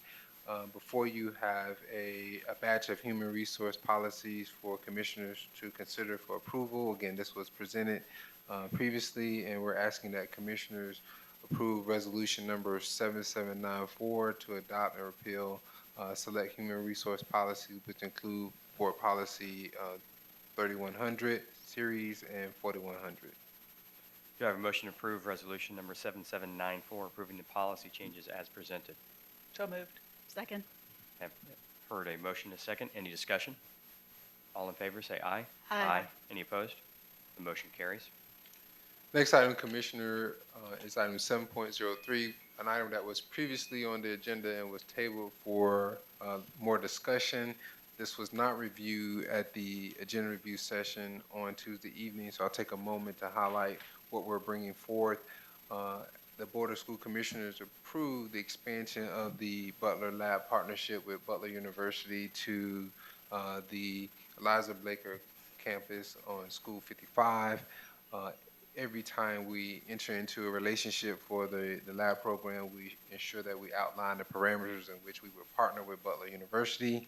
We're excited about the launch of this campus on August 6th, and I believe Commissioner Bentley did a great job of highlighting the relationship between Eliza Blaker and the university. And so we're really excited about the opportunity to expand a model that has performed well and it's been one of high demand.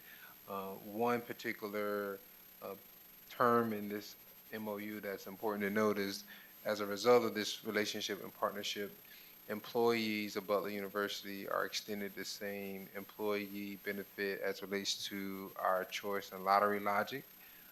And then there are a number of other resources that the university provides. There are a slew of staff members that are engaged. In every classroom, there are teachers in the teacher ed program at Butler University engaged along with students, and then also the entire Department of Education is engaged in this relationship. So we're asking that commissioners approve this memorandum of understanding as presented to continue our partnership with Butler University and expansion of the lab program at Eliza Blaker School 55. Do I have a motion to approve the agreement with Butler University as presented? So moved. Second. It's been moved and seconded. Any discussion? I just have a comment. I just want to thank the administration and Ina Shelley from Butler. They worked really hard on, this expansion as well as, the existing program at William Bell. And it's a great partnership and it's mutually beneficial. It's a great program for our kids, and it's a benefit to Butler as well because their students get a lot of experience in the school. So I just wanted to give a shout out to the administration and Butler, especially Dr. Shelley, for their work on this. All those in favor say aye. Aye. Aye. Any opposed? The motion carries. Thank you, Commissioners. I am told that the balloons, the cookies, and punch have already been prepared for opening day, August 6th, so you'll receive an invitation. We'll invite the community out to the launch of the lab program at Eliza Blaker. In new business, the first item is 8.01, which is a lease agreement. We have had the benefit of having a strong relationship with the 100 Black Men of Indianapolis, who provide a number of supports for our students, including their summer academy. This has been taking place over the summer and has been taking place for many years at Theater Potter, and then they support our robotics program and just provide overall mentoring for our students across the district. They were previously housed at Crispus Attucks High School, and with expansion of our Teaching Leading Learning Academy and Health Science Academy, there was a need to relocate the organization to the Arsenal at Arsenal Tech High School, which aligns well with geographically the communities that they're supporting. So I request that commissioners approve the lease agreement with 100 Black Men of Indianapolis as presented. Since they've been very patient, I would ask the leadership and the members of 100 Black Men that are present tonight to just please stand and be recognized. It's not lost that it's 8 o'clock and you've been waiting patiently for this item, so thank you. Thank you for your presence and support for our students and families. Do I have a motion to approve the lease agreement as Dr. Farabee has presented? Second. I have a motion and a second. Any discussion? All in favor say aye. Aye. Any opposed, same. The motion carries. The next item is a overview of the general obligation bond process, and also our recommendation that we'll be asking commissioners to take action on later this summer. This was reviewed at our agenda review session on Tuesday. This is an item that will come back to commissioners. We're happy to entertain any questions and review the general obligation bond process. But again, this is a means for the district to generate additional capital revenue to address capital needs in the district. Do I have a motion to approve resolution number 7795 as presented? So moved. Second. It's been moved and seconded. Any discussion? All in favor, say aye. Aye. Any opposed? Motion carries. Commissioner, next item is 8.04, which is approval of the textbook rental rates for the 2018-19 school year. Each year, the district sets rates for textbook rental. We have those rates before you. We're asking that commissioners approve the rental rates as presented. There was additional information that was requested from the administration on collection of fees that we've been provided. I believe there's also a question around when was the last time the district had a textbook adoption. Just over 2 years ago, we had a math book textbook adoption, which we're in our first year of implementation.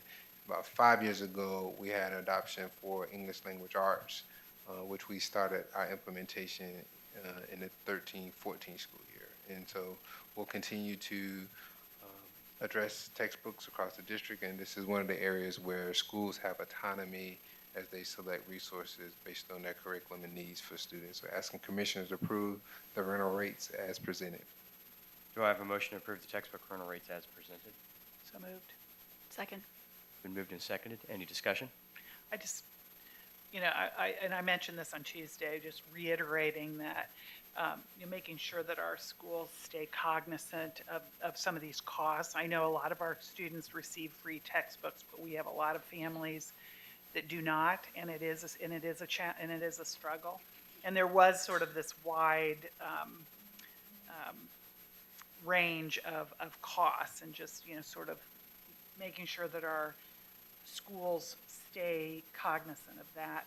And then a reminder that we're getting 70 cents on the dollar from the state of Indiana for our students that do receive free textbooks, which is causing a huge hole in our budget. And so I just wanted to make that point too. Any further discussion? All those in favor of textbook rates, say aye. Aye.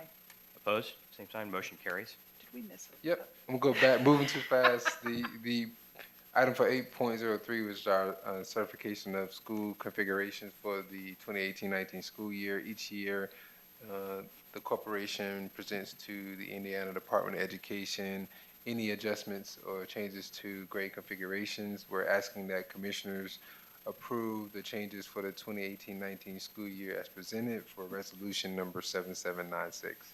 Do I have a motion to approve resolution number 7796, certifying the school configuration changes as presented? So moved. Second. Moved and seconded. Any discussion? I just had a quick, I just want to thank the administration for making the changes to, I saw that right away, to the, both the Butler Lab program, so that we can continue using the, the traditional names as well as the, program name.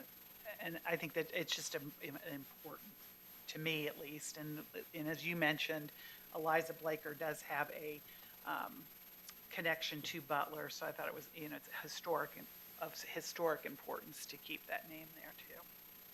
Duly noted, I am Thank you. a huge fan of the names, and people know if you use the number, you have to put money in the jar. So thank you for identifying that issue and helping us correct that. The next is sorry. Any further discussion? All those in favor say aye. Aye. Any opposed? The motion carries. Now, next is 8.05, which is a policy recommendation that we're asking that commissioners waive the waiting period for, so we can communicate this information to families for the 2018-19 school year, which includes revisions to policy related to grade placement, promotion, and retention, and also our grading scale. We're asking that commissioners approve resolution 7797, addressing board policy 5410 and board policy 5421 as presented. Point of process question. Can we move to waive the 30-day and approve the resolution in the same? So I would ask for a motion to waive the 30-day waiting period and approve resolution number 7797, approving the amended academic policies. So moved. Second. It's been moved and seconded. Any discussion? I just wanted to check, I had brought up the issue of what happens if you're an 89.5, and did that get addressed in the policy? Thank you for bringing that up. That was addressed. Mr. Grammer-Sparker can add additional context of how we addressed that. Okay. Yeah, so we simply added language that any grade that fell between the bands identified in the table would follow standard rounding rules to 2 decimal places. Cross-reference that with some other rounding guidance in other grading policies and things like that. So inserted that language in the policy to address those gaps. Okay, great. Thank you. Any further discussion? All those in favor, say aye. Aye. Any opposed? The motion carries. Commissioners, the last item is the investment policy that was presented at our agenda review session. Addresses board policy 6144, requesting that commissioners consider this policy for approval. This was also discussed in great length at the Finance Committee most recently. I think we're actually holding this for July, correct? Yeah, we'll bring this back up for vote in July. I just have a quick question. Can I ask a question on it? Because I can't. Yeah, that's all right. Yes, Okay, I know it's late, kind of. I just didn't, can Mr. Young just give us a brief, because I think I like giving kudos, and he has worked really hard, I think, since he's been in the district on our investment strategies, and, you know, what kinds of sort of return we've seen in relation to what we saw before we had an investment strategy. If you could just touch on that a little bit, or if you don't have that right away, we can touch on it next month when we vote on this, but.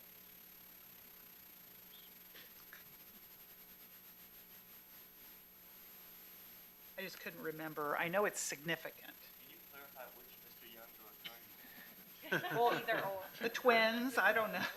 The one with some hair. The one that has the hair. Yeah. I'll take this one, Ahmed. So each year on an annual basis, IPS and many of the other taxing agencies, governmental agencies in Indianapolis area meet in January, and it's called the Marion County Board of Finance, and we review the types of investments, we review the returns, and we reviewed the investment policies. And I'm one of 5 board members that sits on that board.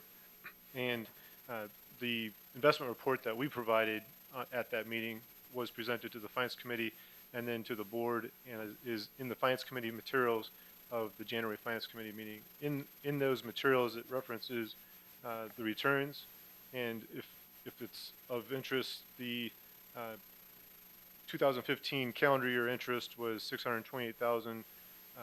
The interest income from 2017 was $1.7 million, and so that's an increase, over those 2 years of about $1 million with a similar cash balance. Thank you. And thank you for your efforts. Perfect. Thank you. Does any commissioner wish to offer closing comments? Mr. I just Sullivan. want to say real quickly, it's been great watching on social media all of the many activities that our staff is busy working on this summer. I know the kids aren't in school, but that doesn't mean all the grown-ups aren't really busy doing what they do, learning how to do it better. So appreciate very much all the work that's going on over the summer to be prepared for the next school year. So thank you. I want to wish everybody a safe and happy 4th of July. We're going to experience that holiday before we get back together again. Commissioner Farabee? Thank you. Yeah, it's okay. Sorry for the demotion. Yeah. Lieutenant Farabee. Just again to Commissioner Sullivan's comment on staff, the food service team continues to do an exceptional job on our summer feeding, and it's just one of the highlights I hear a lot from our community. And so I'm just really grateful for the work that's happening on the team. Scott and the entire food service team just done a phenomenal job. Also, we discussed briefly at our agenda review session that all of our projects for our high school renovations are on time, under budget, and again, we want to thank the team for ensuring that we're able to deliver on our new high school experience in our facilities. So again, thank you for those that are involved. Our next meeting will be our Referendum Public Hearing and Innovation Network School Briefing on Tuesday, July 17th, beginning at 6 p.m. in this room. Having completed all items on the agenda, this meeting stands adjourned.